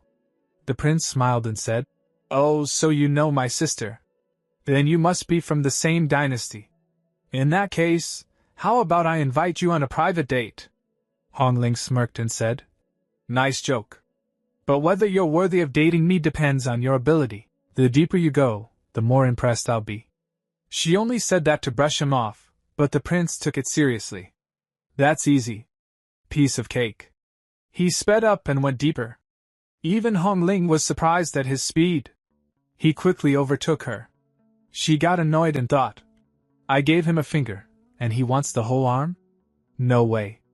Immediately, she launched a spiritual palm attack.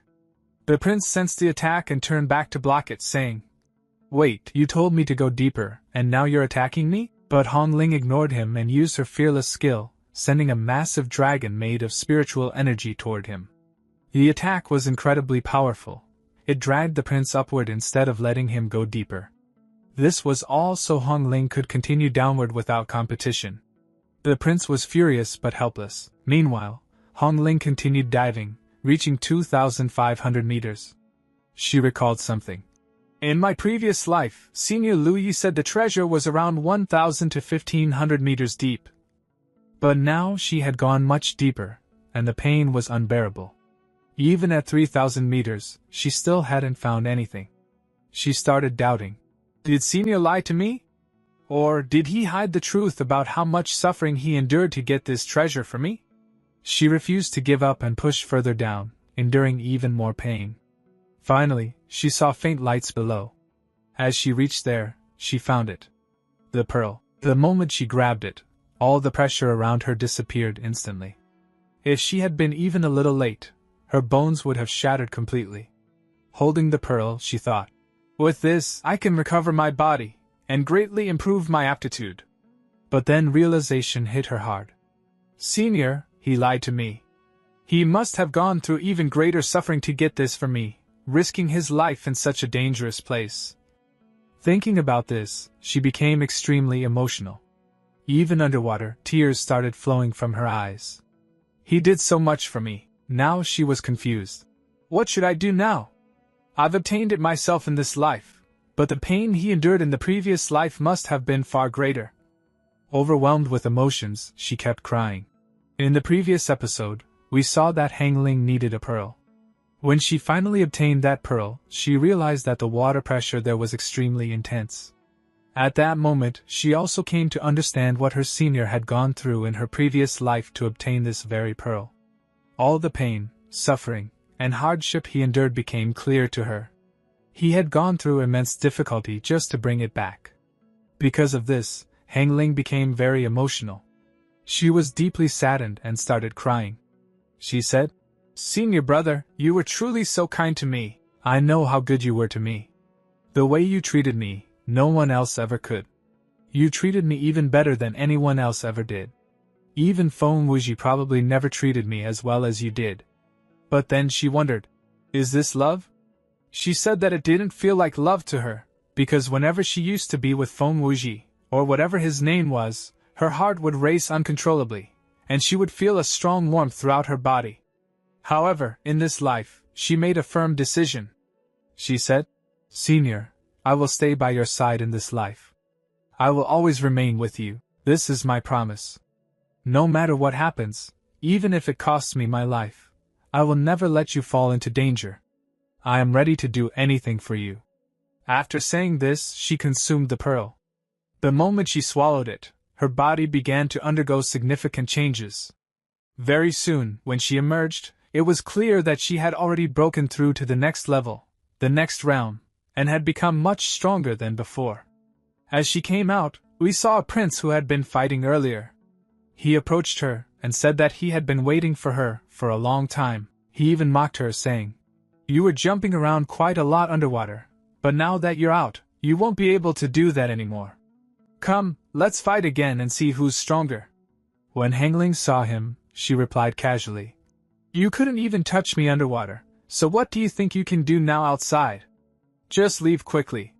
But the prince didn't care.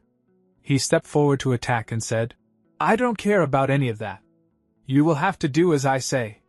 However, Hongling simply threw a single punch, just one punch, and the pressure from it was so overwhelming that the prince struggled to withstand it.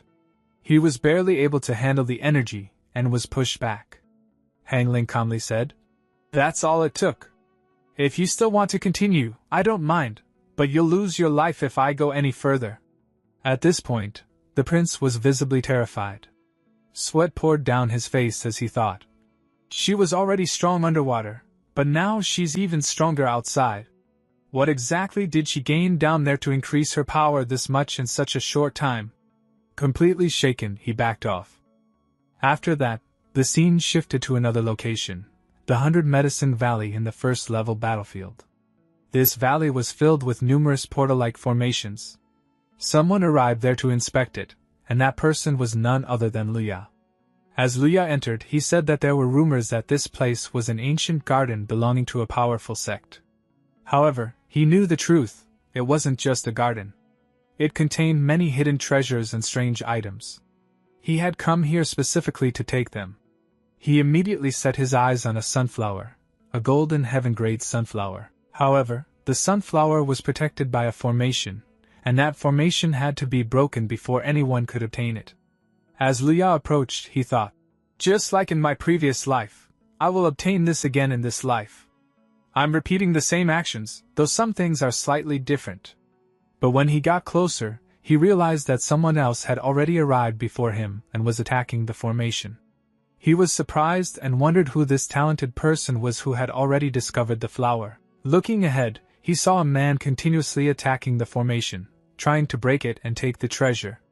Luya immediately rushed forward, thinking that if he didn't intervene, the formation might collapse unpredictably. He stopped the attack and said, "Are you even human or some kind of monster? Or are you a ghost?"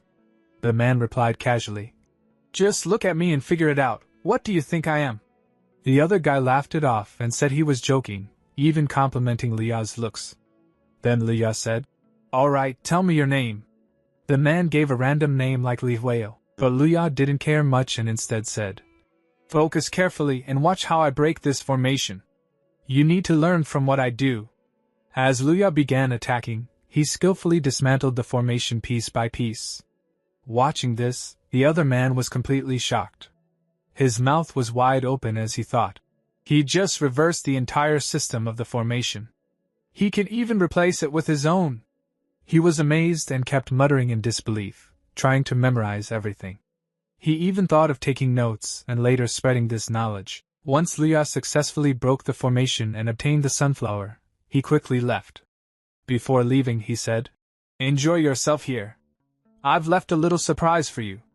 The other man shouted, "Hey! At least tell me your name." But Luya didn't respond. Soon after, a strange purple mist began spreading around. The man realized that the entire formation had changed.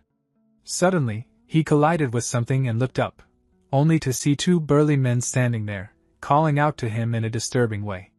His whole world shook as he realized it was an illusion left behind by Luya. Trembling, he said, "If you were going to create an illusion, at least make it something better." He panicked and ran away. Then the scene shifted again, to a spirit pool, a place rich in dense spiritual energy, perfect for cultivation and rapid growth. As Luya approached the pool, he suddenly sensed danger. A man came running toward him, screaming for help before collapsing. Behind him were numerous monsters, far too many.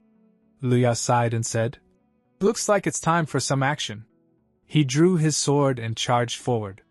With a single strike, he cut down one monster instantly. Then he continued fighting, taking down more and more. After eliminating all of them, he returned to the injured disciple. The disciple knelt and thanked him sincerely, saying, "You saved my life. I will never forget this moment. I'm from Qin sect, my name is Ji Liang. If we meet again in the future, I will definitely repay you." Luya simply brushed it off, saying he didn't need any repayment. Lu Yi had already arrived near the bridge, the very bridge where his cultivation was destined to increase. As he approached it, he saved a man who was being chased by a group of monsters. After killing those monsters, he moved forward and even said to himself that now the real battle had truly begun, because these monster races would keep launching attack after attack without stopping, and he would keep striking back again and again until he wiped them out completely.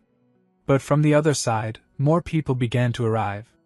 As they rushed over, they shouted warnings to him. The entire heavenly spirit pool had already been occupied, and the ones who had taken control of it were none other than the monster race.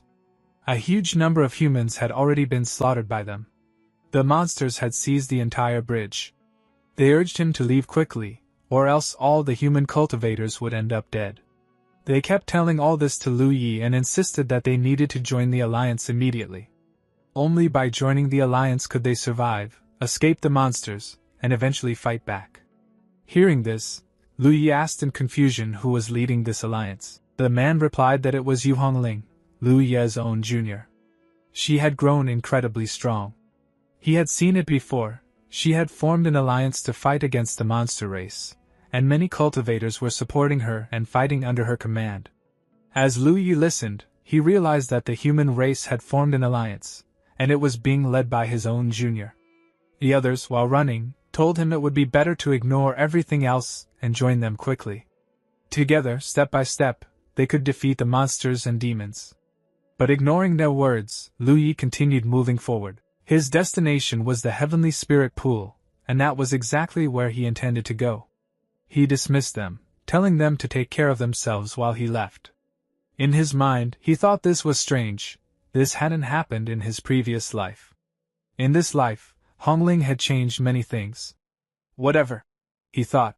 It doesn't matter to me. I just need power. And so he kept moving forward. Seeing this, one of the men shouted like a madman, calling him crazy. He warned that there were countless monsters ahead. They had barely escaped with their lives, and yet Lu Yi was walking straight into death. Lu Yi casually replied, telling them to let him go, as he continued toward the Heavenly Spirit Pool. At the pool, countless monsters were leisurely absorbing its energy. Around them lay the corpses of dead cultivators, and the monsters were eating and drinking, enjoying themselves as if it were a feast. Right in the middle of them, Lu Yi walked in calmly.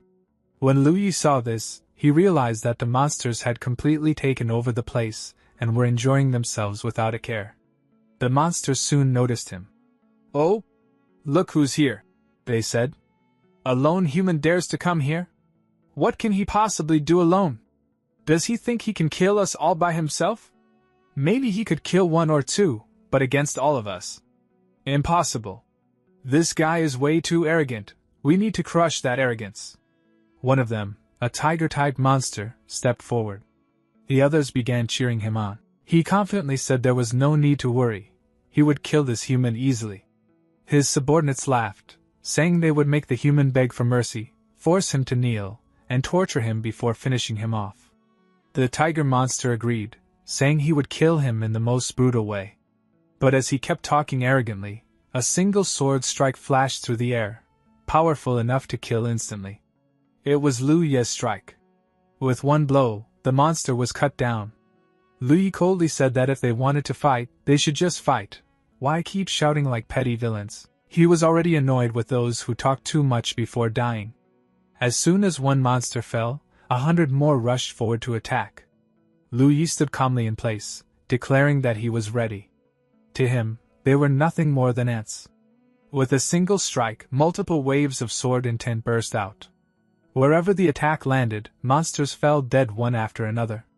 In just a short time, he wiped out over 100 enemies. Only a few strong ones remained.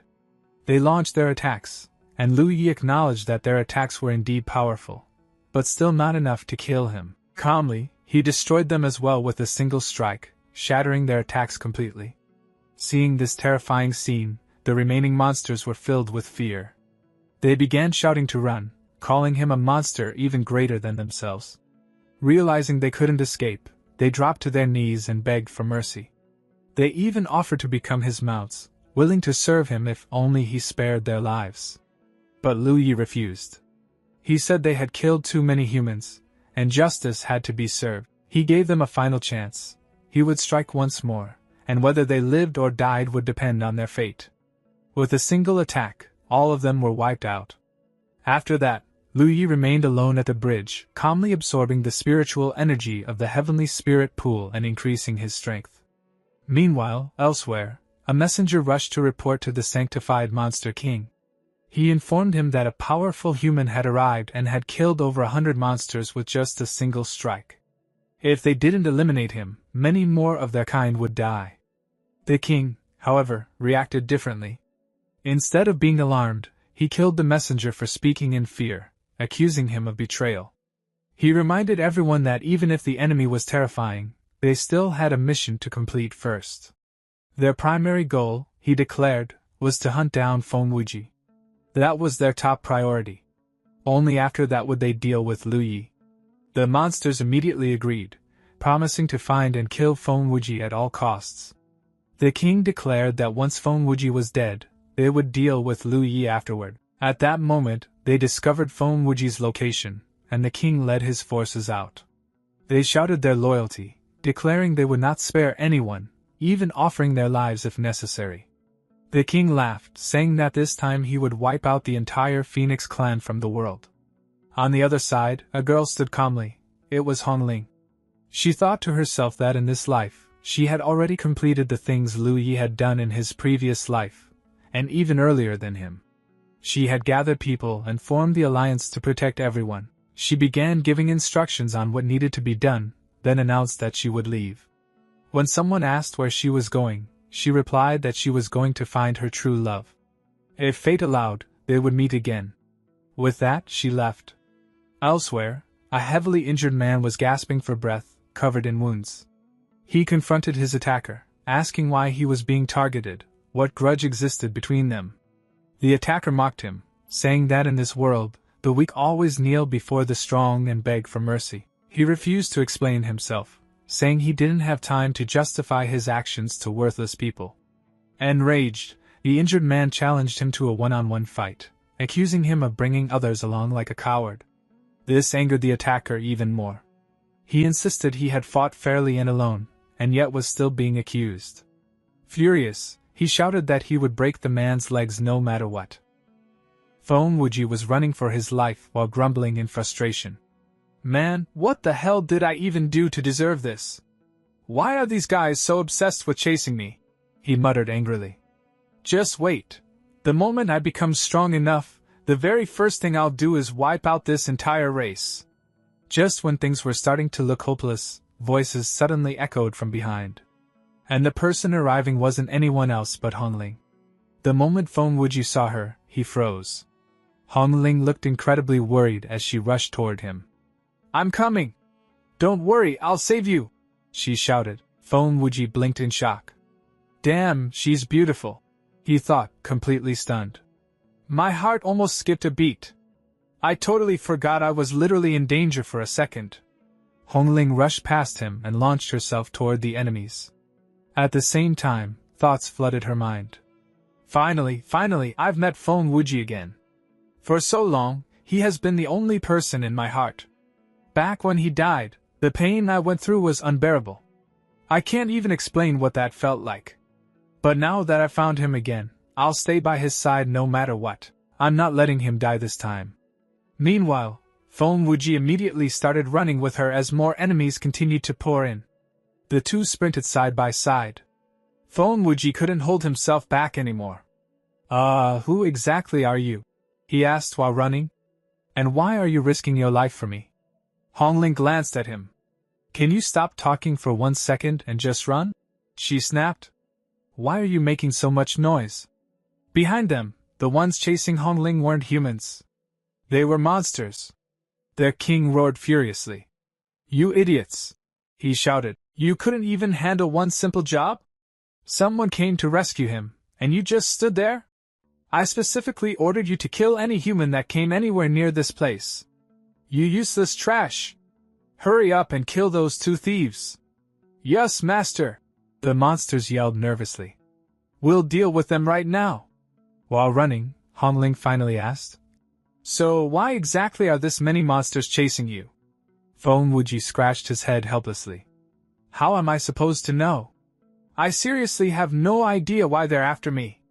Hongling silently frowned. In the last timeline, this wasn't supposed to happen, she thought. Back then, senior brother was with me, so everything was solved easily. This time, I recreated my group and handled everything early just to prepare for this event. I never expected things to get this dangerous. But it's fine. I still have enough power to save him. Even so, my priority right now is protecting Fengwuji.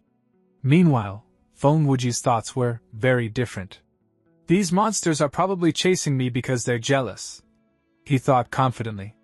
I mean, look at me. I'm ridiculously handsome, powerful, and charming. Obviously they want me dead.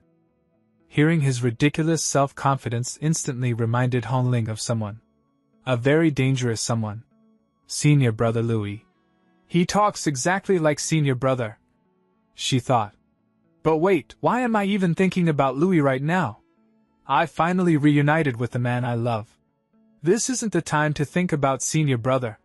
She immediately tried to push the thoughts away. Meanwhile, on the other side, Louis was peacefully sitting inside a cultivation pool, relaxing like he owned the place. And honestly, this guy had absolutely zero interest in romance. No offense, but in Louis's eyes, women were trouble. After all, in his previous experiences, every woman had betrayed him. Never keep betrayers in your heart, Louis thought coldly. Learn from me. Though honestly, who knows? Maybe some lower-ranked heroine would eventually fall for him. After all, even Louis had read enough novels to know how these stories usually went.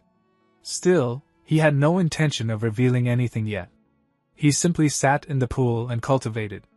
My cultivation speed is insane, he thought calmly.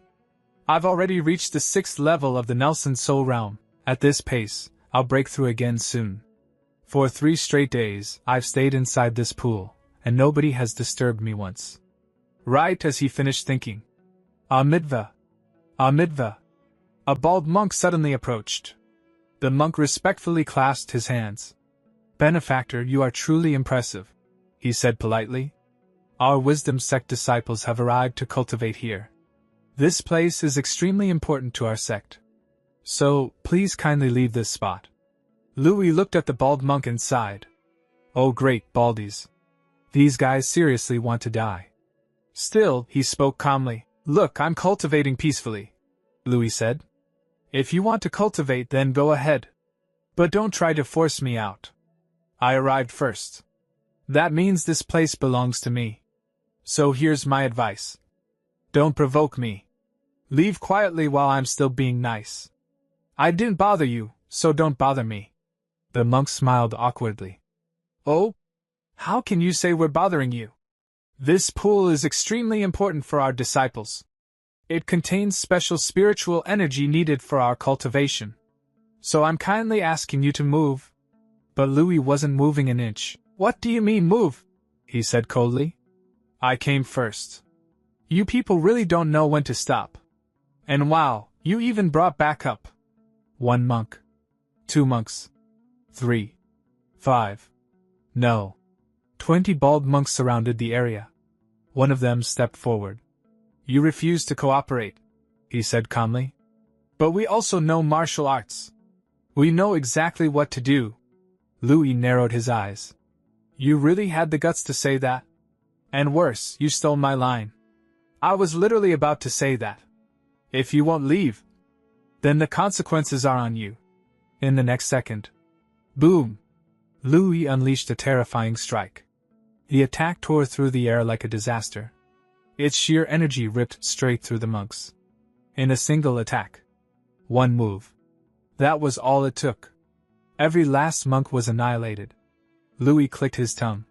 What weird people, he muttered. I warned them not to mess around. They still came. They still died. What a life. Guess I should get used to this. Meanwhile, Hongling and Fengwuji were still running. We seriously need a safe place, Fengwuji said nervously. Otherwise, these monsters are gonna flatten us. Hongling nodded. We need to find senior brother. If we find him, every single one of these monsters will die instantly. Fengwuji blinked. Your senior brother is that strong? Strong? Hongling said. He's far stronger than you can imagine. In this world, my senior brother is practically invincible. The moment Fengwuji heard that, cold sweat formed on his forehead. Can you introduce me to him? He asked nervously. I'd really like to become friends with him. And, I swear I've never eaten humans. I may technically be a demon, but I'm a good demon. So, please don't make him beat me to death. Hongling laughed softly. Relax, she said. He doesn't hurt innocent people. He has a good heart. He definitely won't hurt you. Hearing that instantly made Feng Wuji relax. "Alright," he said. Since Hongling had asked him to create an opening so they could escape and find senior brother, Feng Wuji finally prepared himself. He activated his phoenix bloodline. Massive flames exploded around him. A terrifying phoenix aura filled the battlefield. The monsters instantly turned pale. "Why didn't anyone tell us this kid was a phoenix?" one screamed. "You people just got us killed!" Too late. The attack landed. Boom! The battlefield exploded. Monsters were completely blown apart. But Feng Wuji immediately collapsed from exhaustion. Hongling quickly caught him. "Oh wow," she said worriedly. "You're in terrible shape." Feng Wuji suddenly blinked. "Wait. Did you just call me by my name? Do you know me?" Hongling almost slipped. "Oh yeah," she said quickly. "I mean, I've heard about you for a long time. You're Feng Wuji, right? I heard a lot about you. You're apparently pretty amazing." Without wasting time, she quickly carried him away. Still confused, Feng Wuji asked, "So where exactly did you hear about me?" Honestly, he was nervous. A random beautiful girl suddenly appearing and risking her life to save him was suspicious. Hongling immediately changed the subject. "Forget the questions for now," she said. "We need to find senior brother first." As they traveled, Feng Wuji kept talking nonstop. After a while, he sighed. "We've been walking forever. Where exactly is your senior brother?" Hongling awkwardly scratched her cheek. I think we might be lost." Feng Wuji stared at her. Then suddenly smiled. "You know," he said. "Has anyone ever told you you're ridiculously beautiful?" Hongling proudly nodded. "Of course. I already know. Senior brother praises me all the time." She pointed ahead. "For now, we have a checkpoint. You see that cave? You can recover there." She took him to the cave entrance and stood guard outside. "You heal first," she said. "I'll guard the area. Once you recover, maybe I'll rest too." But just as they were preparing to relax, a sinister voice echoed nearby. "What a lovely couple. But sadly, you won't stay together for long. You really thought you could escape me?" The enemy burst out laughing. "You're both dead." But before he could finish, boom! A devastating attack suddenly slammed into him. The force was so terrifying that his entire world seemed to shake. He was blasted far into the distance. The one who attacked? Hongling. She coldly cracked her knuckles. "What an arrogant idiot," she said. "Get lost." Seeing this scene, Feng Wuji trembled. A healing pill slipped from his hand. His entire body shook. "What the hell did I just witness?" he muttered. "If she was this strong, then why was she running away with me in the first place? And wait, why is she so desperate to introduce me to her senior brother? No, something's definitely fishy here." All the monsters kept attacking nonstop, throwing themselves at Hongling without pause. But the one getting truly furious was the Centipede King. Watching his forces getting slaughtered one after another made his face twist in rage. "You useless trash!" he roared at his subordinates. "You can't even handle one girl? Are all of you completely worthless? Hurry up and kill her already!" But Hongling was simply too powerful. She cut through them directly, crushing monsters one after another like they were nothing. Meanwhile, Feng Wuji stood there staring in complete disbelief. "What the hell am I even watching?" he muttered. "This girl is insanely strong. If she's this strong, then why was she even running away earlier? Why didn't she just wipe them out from the start? This is seriously weird." Right before his eyes, Hongling continued tearing through enemies without mercy. At the same time, Hongling's thoughts drifted to her previous life. "Back then, I was in terrible condition," she thought. "When I fought these monsters in my past life, I was completely exhausted. I was about to lose. They were going to kill me. And then, someone suddenly appeared to save her. Feng Wuji. The same Feng Wuji standing beside her right now. In my previous life, he saved me here," she thought softly. "He stole my heart that day. That was the first time my heart raced for someone. But this time, Things will be different. I won't let history repeat itself. With that thought, she charged forward again. But suddenly, her footing slipped. An attack barely grazed her, throwing her balance off. At that exact moment, Fonwuji rushed forward and caught her. Hey! Don't die on me! He shouted nervously. If you die, I'm completely screwed. Recover your strength. I'll handle things for now. After protecting her, Fonwuji rushed forward into battle. Hongling froze. Her expression became strangely complicated. In my previous life, she thought. When he saved me, my heart raced wildly. I blushed. My chest pounded nonstop. But now, she slowly touched her chest. Why isn't my heart racing? Why don't I feel the same? What's going on? Meanwhile, Fonwuji entered full action mode. He stepped forward and fought desperately. Little by little, he struggled against the monsters. Although it was clearly difficult for him, he still pushed himself to his limit. After spending nearly all his energy, he stumbled back toward Hongling. Hongling immediately asked, Are you okay? Fonwuji let out a tired breath. Yeah, I'm fine. But I can't hold them off much longer. We seriously need to get out of here. But suddenly, Hongling struck him. Thud. Fonwuji instantly collapsed unconscious. There, she muttered. I'm not letting history repeat itself again. It's time to leave. This guy is becoming way too much trouble. The Centipede King burst into laughter. Excellent choice, girl, he shouted. Hand that brat over to me. If you do, the monster race won't hold a grudge against you. We won't make you our enemy. Now hurry and hand him over. Hongling's expression instantly darkened. Hand him over? She said coldly. Oh, shut up. I'll deal with you myself. The next second. Boom! A massive explosion erupted. The shockwave instantly blew countless monsters apart. Bodies flew everywhere. The surrounding battlefield was completely wiped clean. The Centipede King's expression froze. He trembled. Holy crap! This girl is terrifying. But gritting his teeth, he roared. I'll fight to the death. You killed so many of my men! He charged forward to attack. Slap! One single strike. That was it. The Centipede King got smacked so hard that he flew into the distance like garbage. Hongling looked at him coldly. That hit. That was for hurting foam. She stepped forward, clearly ready to finish him off. But the Centipede King, now terrified, hurriedly shouted. Wait! How are you this strong? If you were this powerful, why was my group chasing you around earlier? Why didn't you kill them before? Were you pretending all along? What exactly is your goal? But Hongling ignored him completely. She walked closer.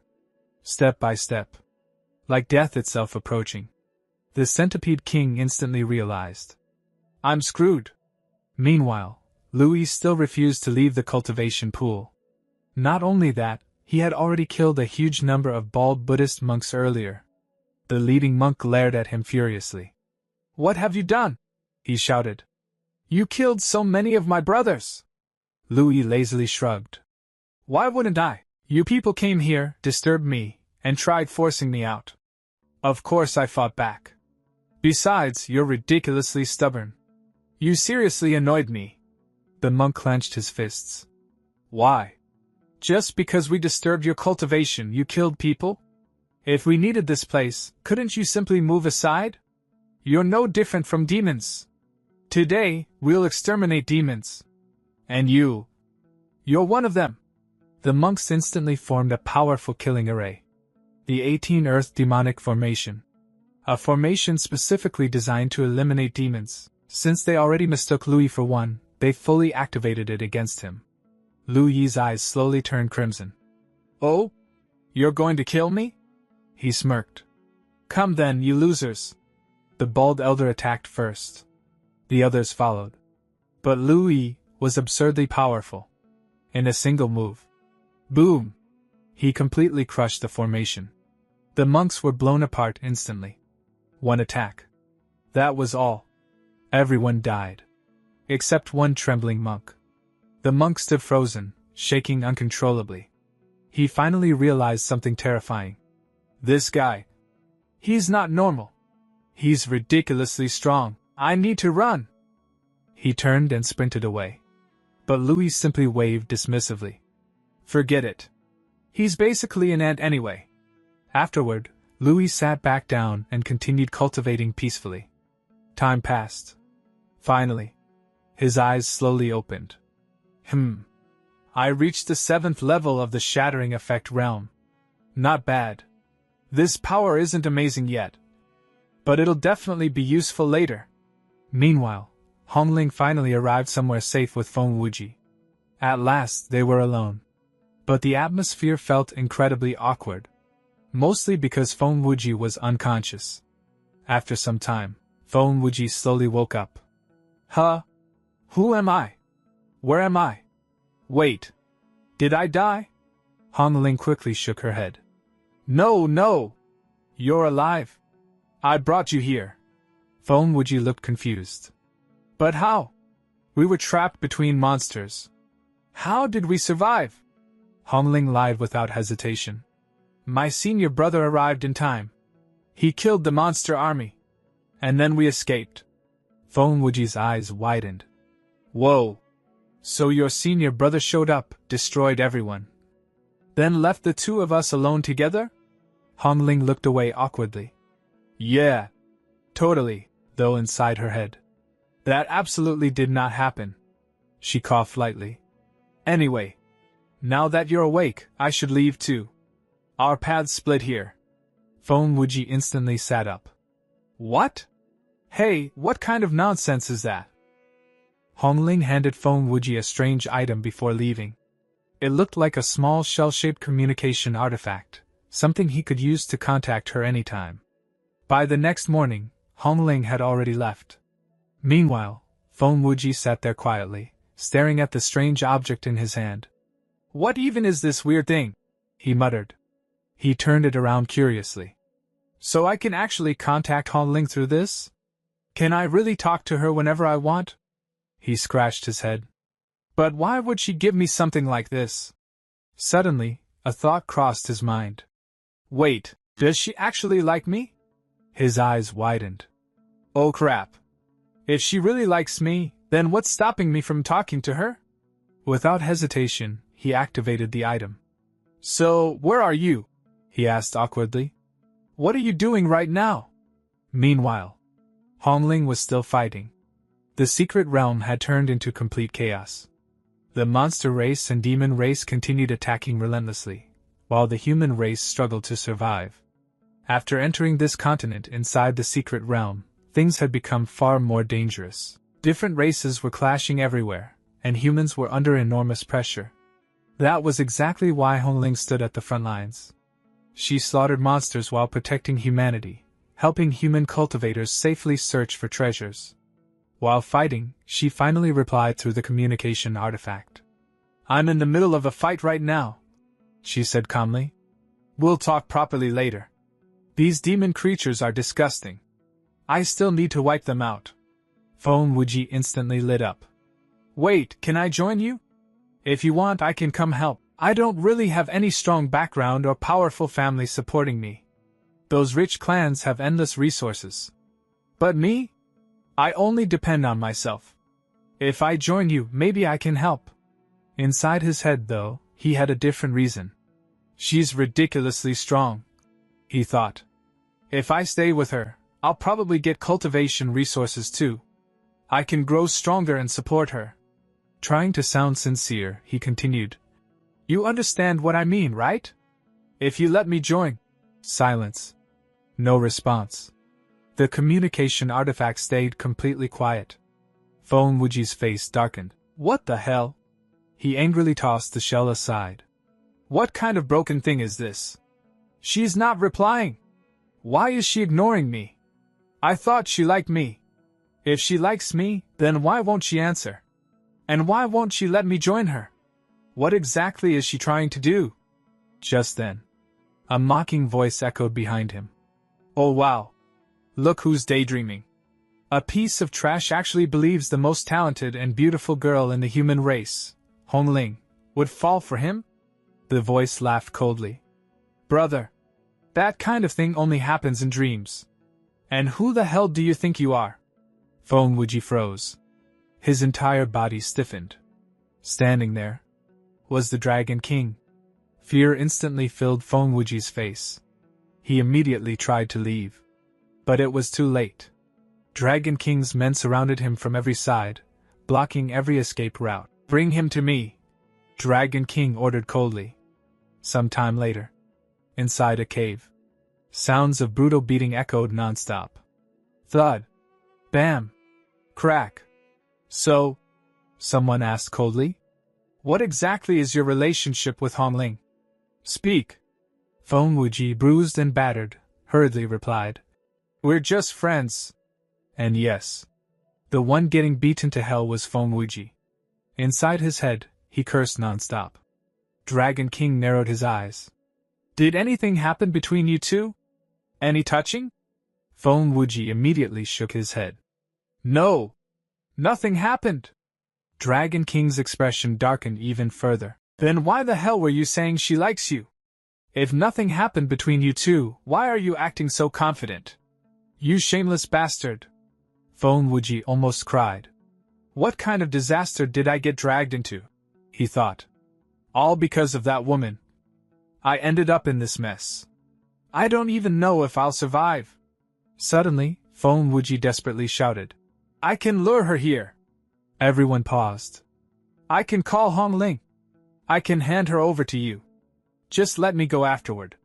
You can do whatever you want with her. Kill her if you want.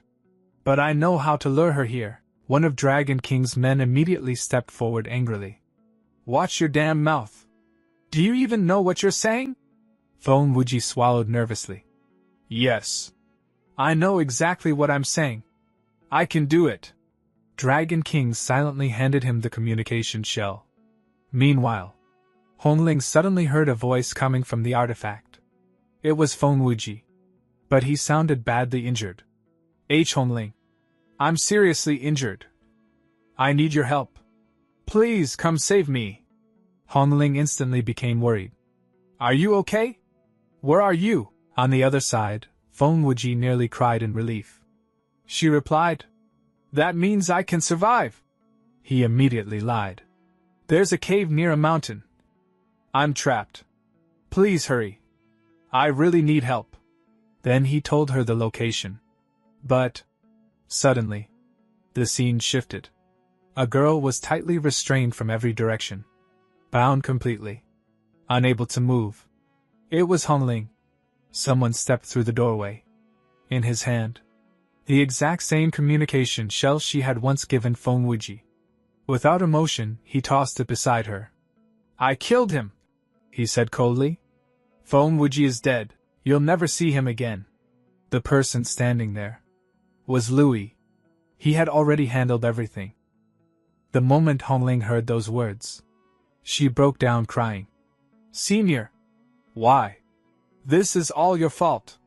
If you hadn't stopped me back then, if you hadn't trapped me, I could have saved him. You killed him. Why would you do this? Louis coldly interrupted her. Enough. If you went there, you would have died. I saved your life. That bastard only wanted to trap you. It was bait. A trap. You were going there to die. But Hongling refused to believe him. No. You just wanted me for yourself. That's why you killed Feng Wuji, and now you're making up excuses. This is all your fault. Louis slowly turned away. I'm sorry, he said quietly. But you don't understand. I had to do it. To save your life. Back in the present, Hongling remembered everything. That tragedy from her previous life. Back then, Louis had stopped her and warned her. And in the end, he had killed Feng Wuji. Looking back, Louis had actually been right. After all, the disgusting things happening behind the scenes now proved it. But Hongling still clenched her fists. In my previous life, Senior stopped me. He warned me. He wouldn't let me go. But this time, I'll go myself. I'll see the truth with my own eyes. Was Senior telling the truth? Or not?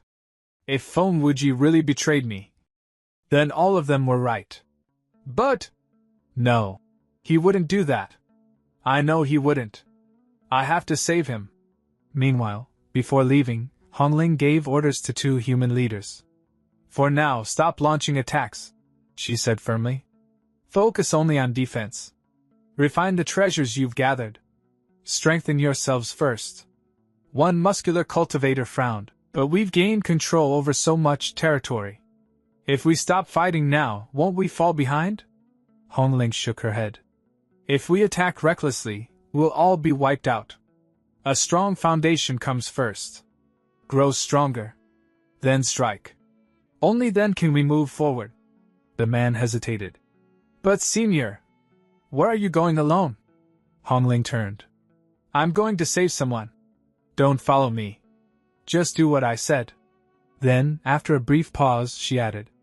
If you're really scared, go to the cultivation pond. Ask my senior brother, Louis, to come out. He's the strongest person in this entire secret realm.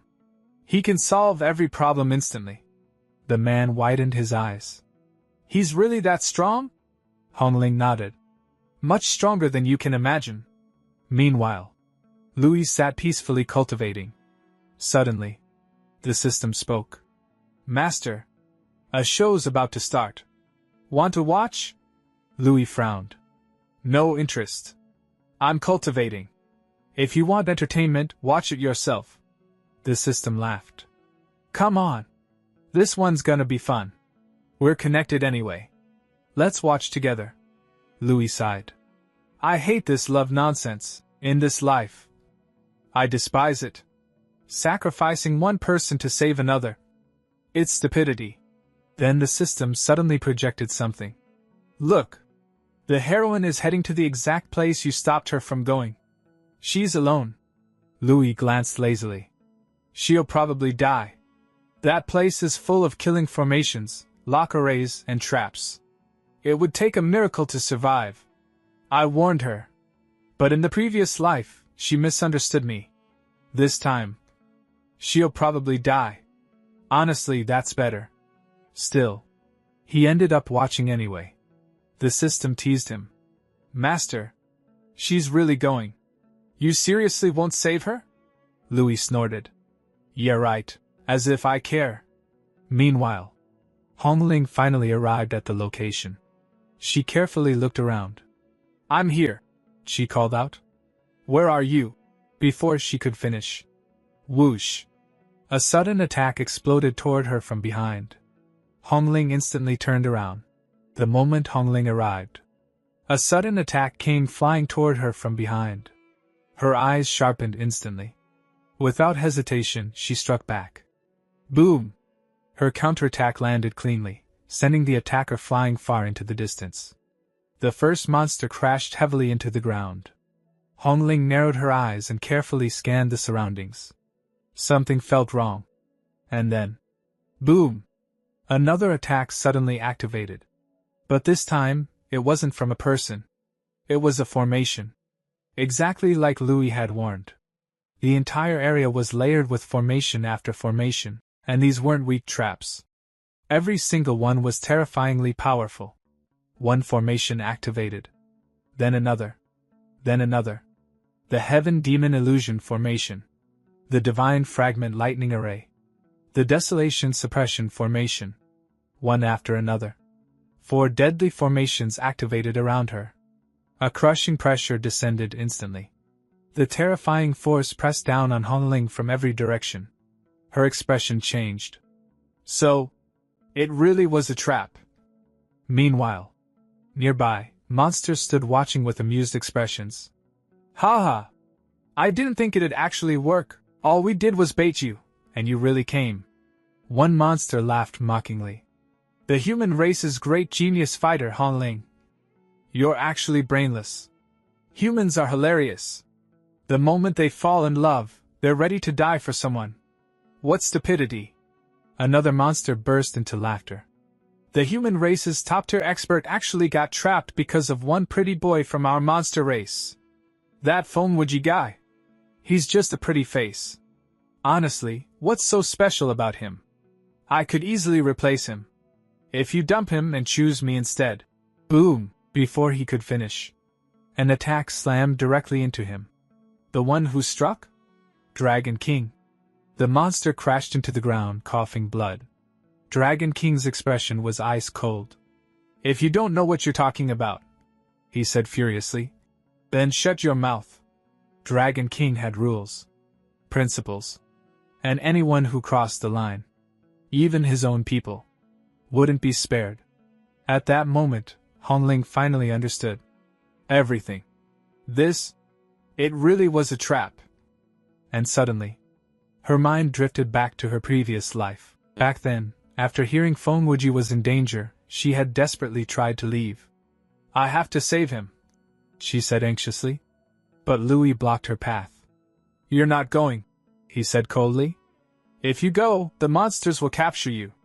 Hongling had shaken her head immediately. No. It can't be a trap. Feng Wuji wouldn't do something like that. And the monster race doesn't even know about our relationship. Back then, she had only just begun falling for him. After all, Feng Wuji had once saved her life. She wanted to repay him. And somewhere deep down, her feelings had slowly grown into love.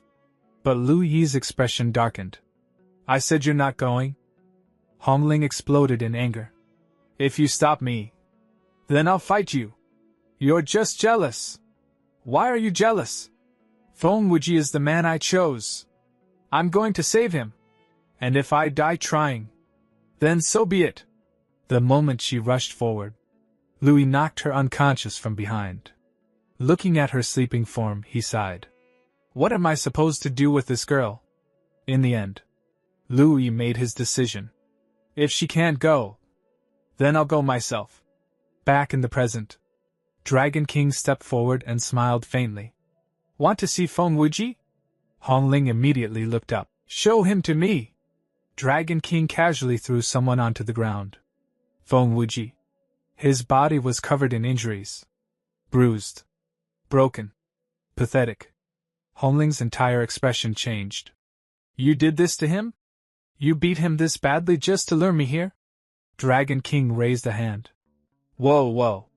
You've misunderstood. I didn't beat him for contacting you. He glanced coldly at Feng Wuji. This trash volunteered. He came up with the idea himself.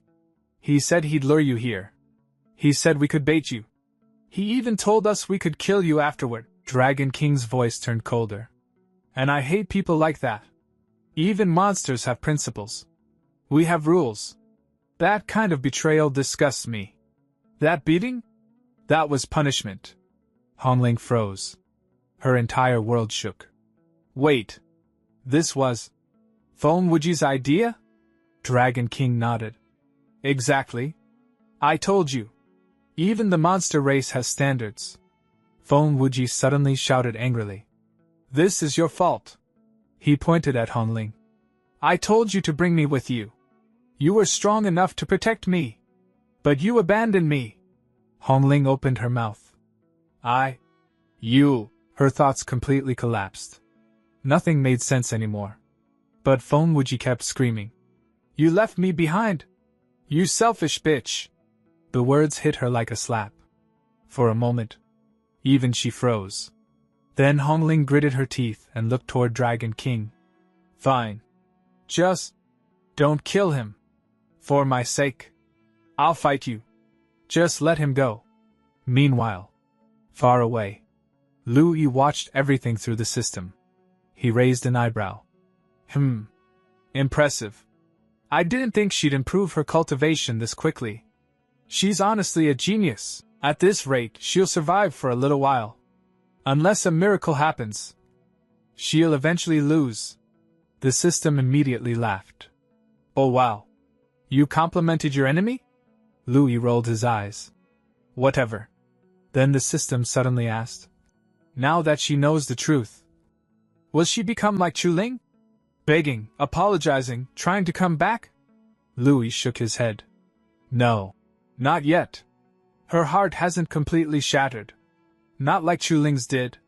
She hasn't broken enough for that. So no. I doubt she'll act like that. He stretched lazily. Anyway, my cultivation matters more.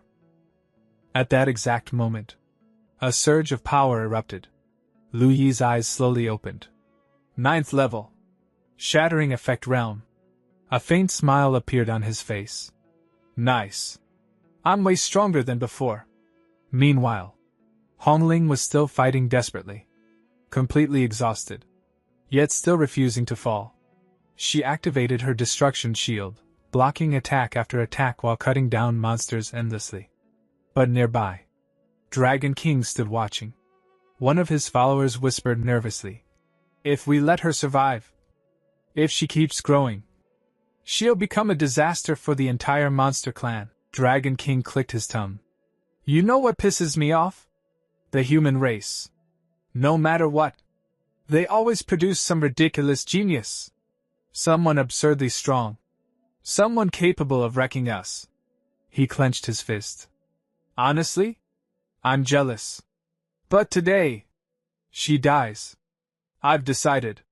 No one is saving her." He raised his hand. "Prepare the formations. Don't give her even a second to breathe. Attack nonstop.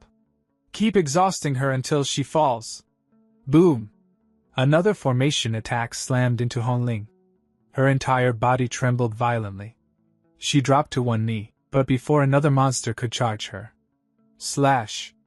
Hongling instantly activated Divine Light Seal. The monster's head flew clean off. The surrounding monsters stared in horror.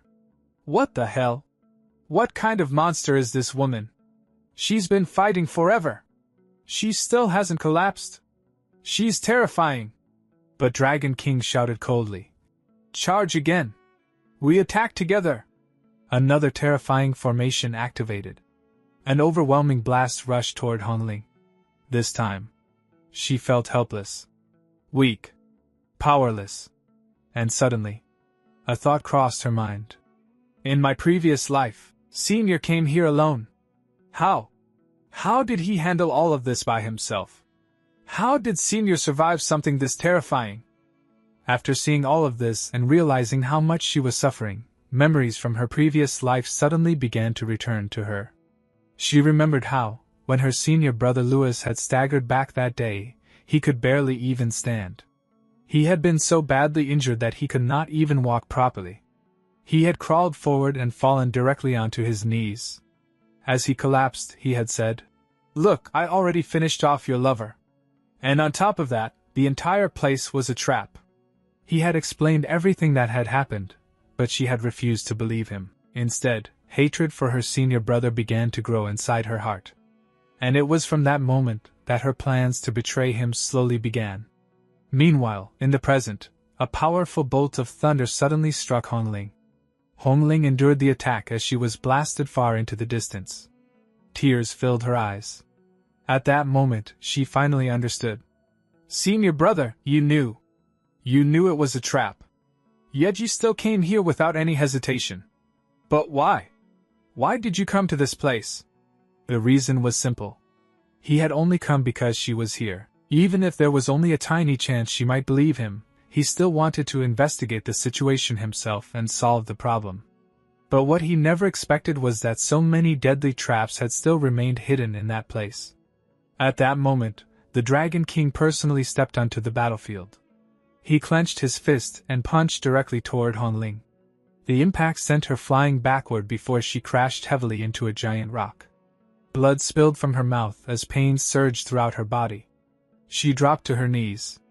At the same time, a strange monster slowly approached her. Laughing cruelly, it said, "The #1 genius of the human race will die by my hands today." Drawing its sword, it rushed toward her. When Hongling saw the monster approaching, she suddenly laughed. "You don't have the ability to kill me." She grabbed the monster's head.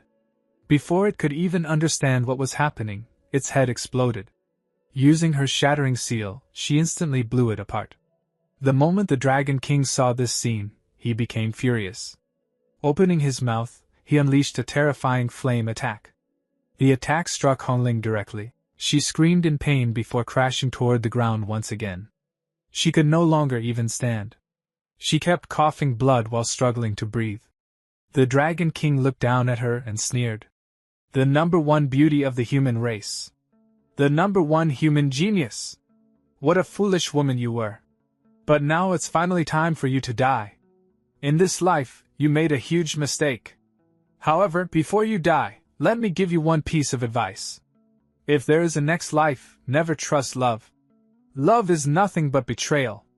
The moment he finished speaking, he threw a devastating punch. The attack slammed directly into Hongling's chest. The impact launched her into the air. Despite her severe injuries, Hongling suddenly laughed. I should be the one telling you that. The moment you came close enough to punch me, your death was already guaranteed. Your death was always destined to be written by my hands. At that same moment, she launched her own attack. Before the Dragon King could even react, his head exploded into countless pieces. Even while receiving fatal injuries herself, she had continued killing her enemies. That had been her strategy from the very beginning. Now, however, all of her strength had finally run out. As she knelt there, barely alive, she thought to herself, Senior brother, how could this be? How could this be possible? You suffered through this kind of pain in your previous life. Just experiencing it myself feels like it's tearing my life away. You did so much for me in that life, but I never gave you even a single chance. If only I had listened to your explanation. You tried to tell me the truth, but I refused to believe you. I was such a fool. Regret completely consumed her. She continuously apologized to her senior brother in her heart. However, her senior brother was currently watching everything from far away through the power of the system. The spectators were completely confused. Is this girl crazy? She killed the boss and now she's crying? Someone replied. No, she's crying because of Louis. No way. I'm telling you, she's definitely crying because of Louis. At the same time, Louis was also watching through the system. The system suddenly asked, Did she survive? Louis shook his head. No chance. Absolutely no chance. Even if she managed to kill the Dragon King, she'll still die today. She is definitely finished. However, the next second, Louis was stunned. Wait a minute, what is that? A massive shadow suddenly began forming above Hongling. It took the shape of a giant bird. Louis's eyes widened in shock. That woman? What is she doing here? That's the vermilion bird. What is she doing in this life? In my previous life, where was she? The moment the vermilion bird appeared, she immediately began attacking. Meanwhile, the surrounding enemies shouted, She is crying! She has no strength left! Kill her now! Numerous enemies charged forward. At the same time, the massive formation unleashed another attack. However, the vermilion bird blocked the entire assault by herself. When Hongling looked up, she saw countless blazing attacks raining down from the sky. The attacks struck the monster race one after another. The monsters were shocked. Where did this woman come from? Finally, her true appearance was revealed. She was the same woman who had been standing behind the other girls at the very beginning. Looking at Hongling, she smiled and said, Wow! You actually look pretty cute when you're crying. Don't cry anymore. I'm here now. I'm here to save you, my dear. She stood proudly in front of everyone while staring toward the enemy army. The members of the monster race instantly recognized her. You betrayed us. You betrayed the monster race. The vermilion bird coldly replied. You are merely spirit-level servants. How dare you speak to me like that? You think you have the right to question me? The moment she finished speaking, she rushed forward. Her speed was overwhelming. She tore through countless enemies before arriving beside Hongling. Looking at her, she said, My little sister, you really look terrible right now. Here, take some of my blood essence. It will be enough to save your life. You'll be able to catch your breath and recover later. At that moment, Hongling finally understood how Louis had survived this exact situation in the previous life. Louis possessed 9 lives. Back then, he had sacrificed one of them and managed to escape. Now everything finally made sense. Meanwhile, the monsters continued shouting. Do you even understand the consequences? She is the number one human genius. She is the greatest enemy of the monster race. The human race and monster race can never coexist peacefully. And yet you're trying to save her? Do you know how terrible the consequences will be? Leave right now. Hand her over. We'll pretend that nothing happened. At that moment, another terrifying attack descended from the formation. The attack was called Divine Punishment. The vermilion bird looked toward Hongling. Are you ready? Hongling nodded.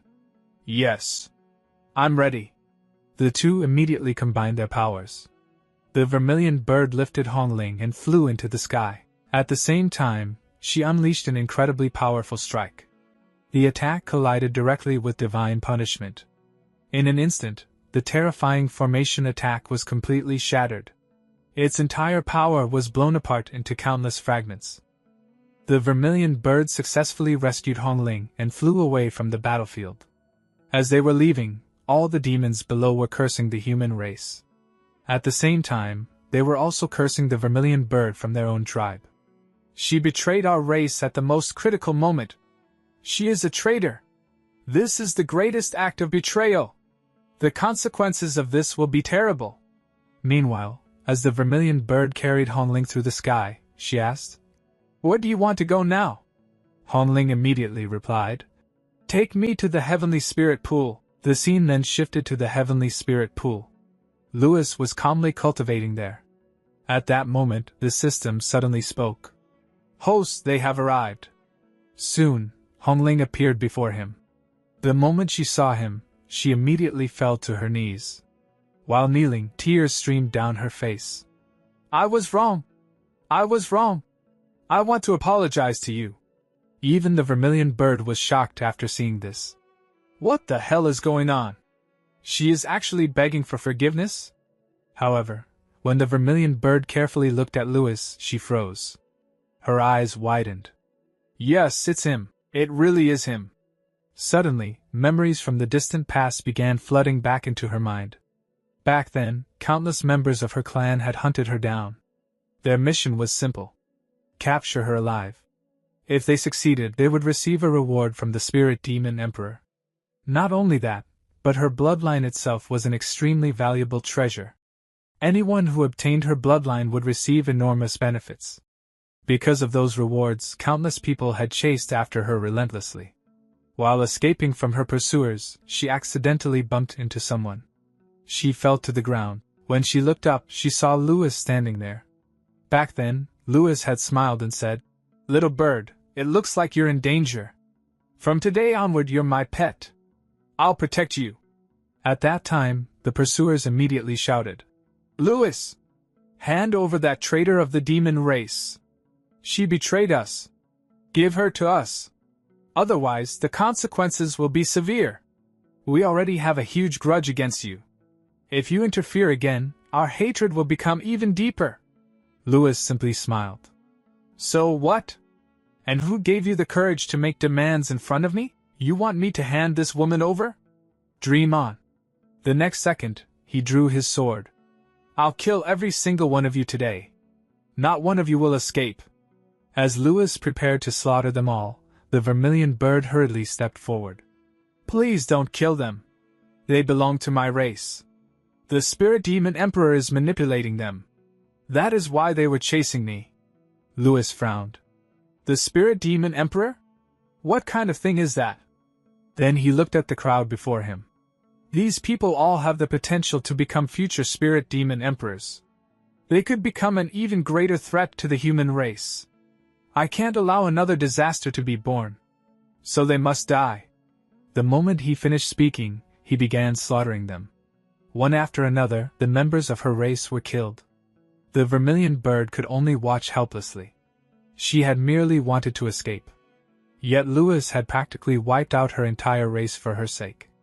When the massacre finally ended, she collapsed onto her knees. Her emotions were in complete chaos. Should she thank him?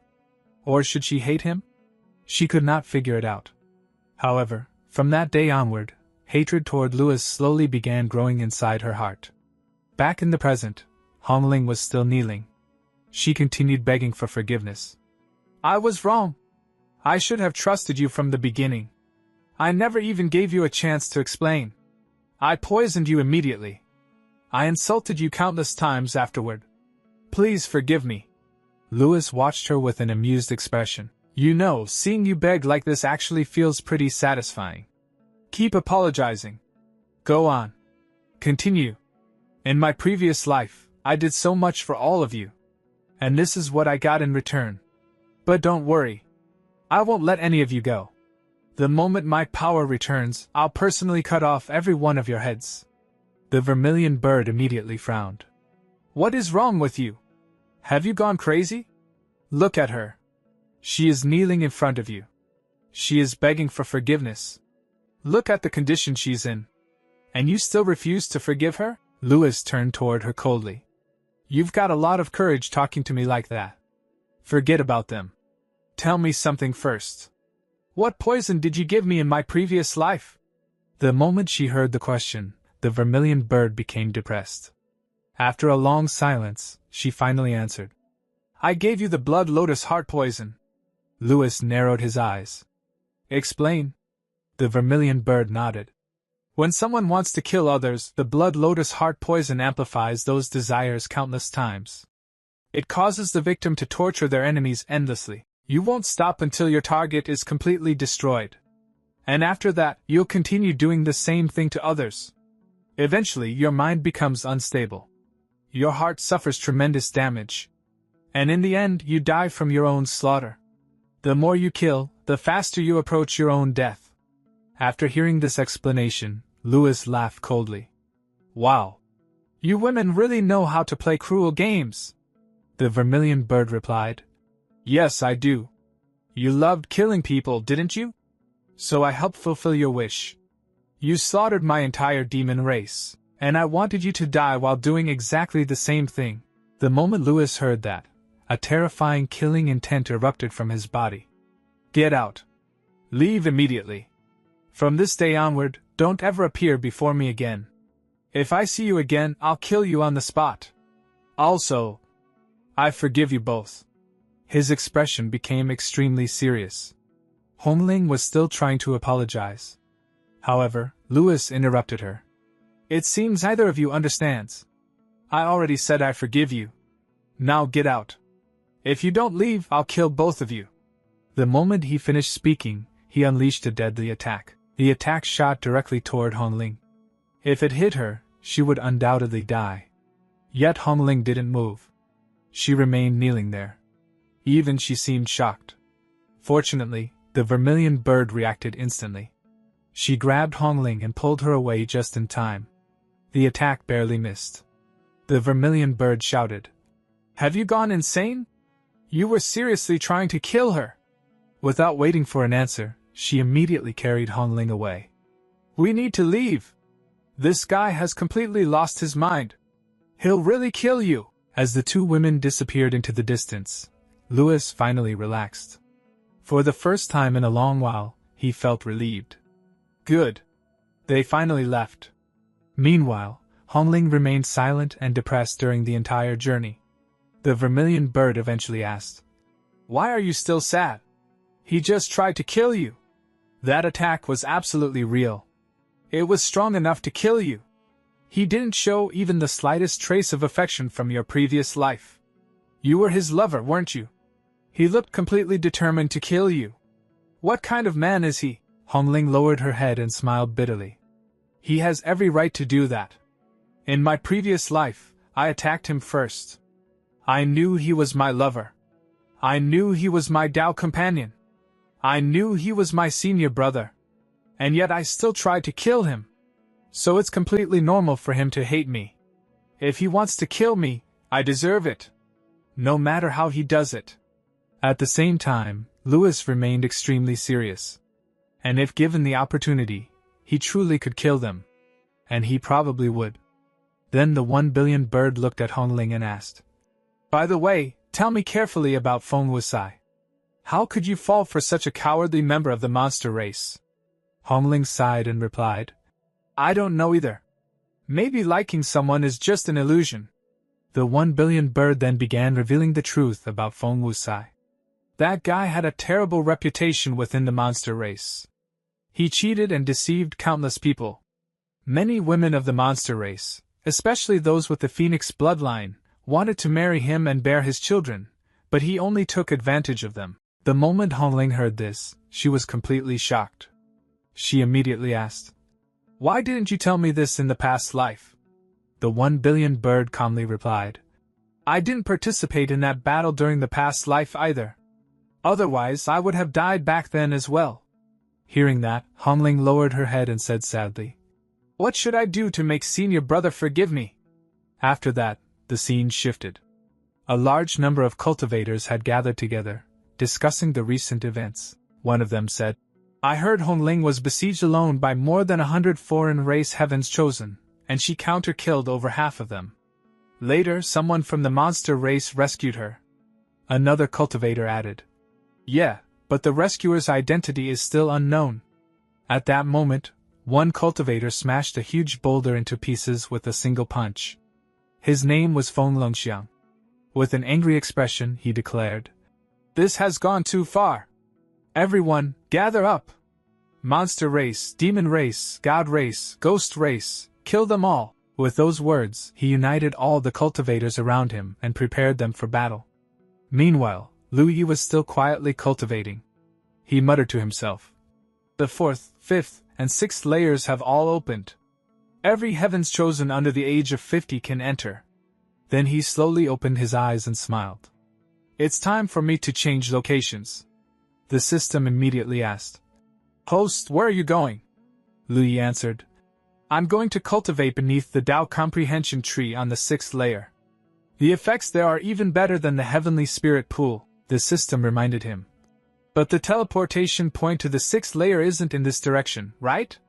Lu Yi calmly replied, "I need to kill someone first." The system instantly understood and asked, "Tu Wing?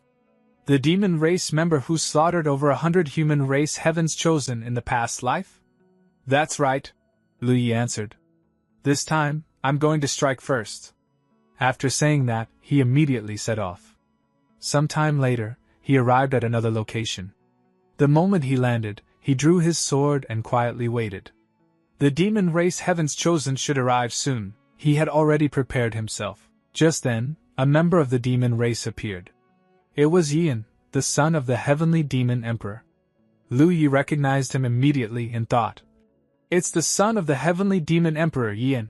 Yan also noticed Lu Yi and became slightly cautious. "A human?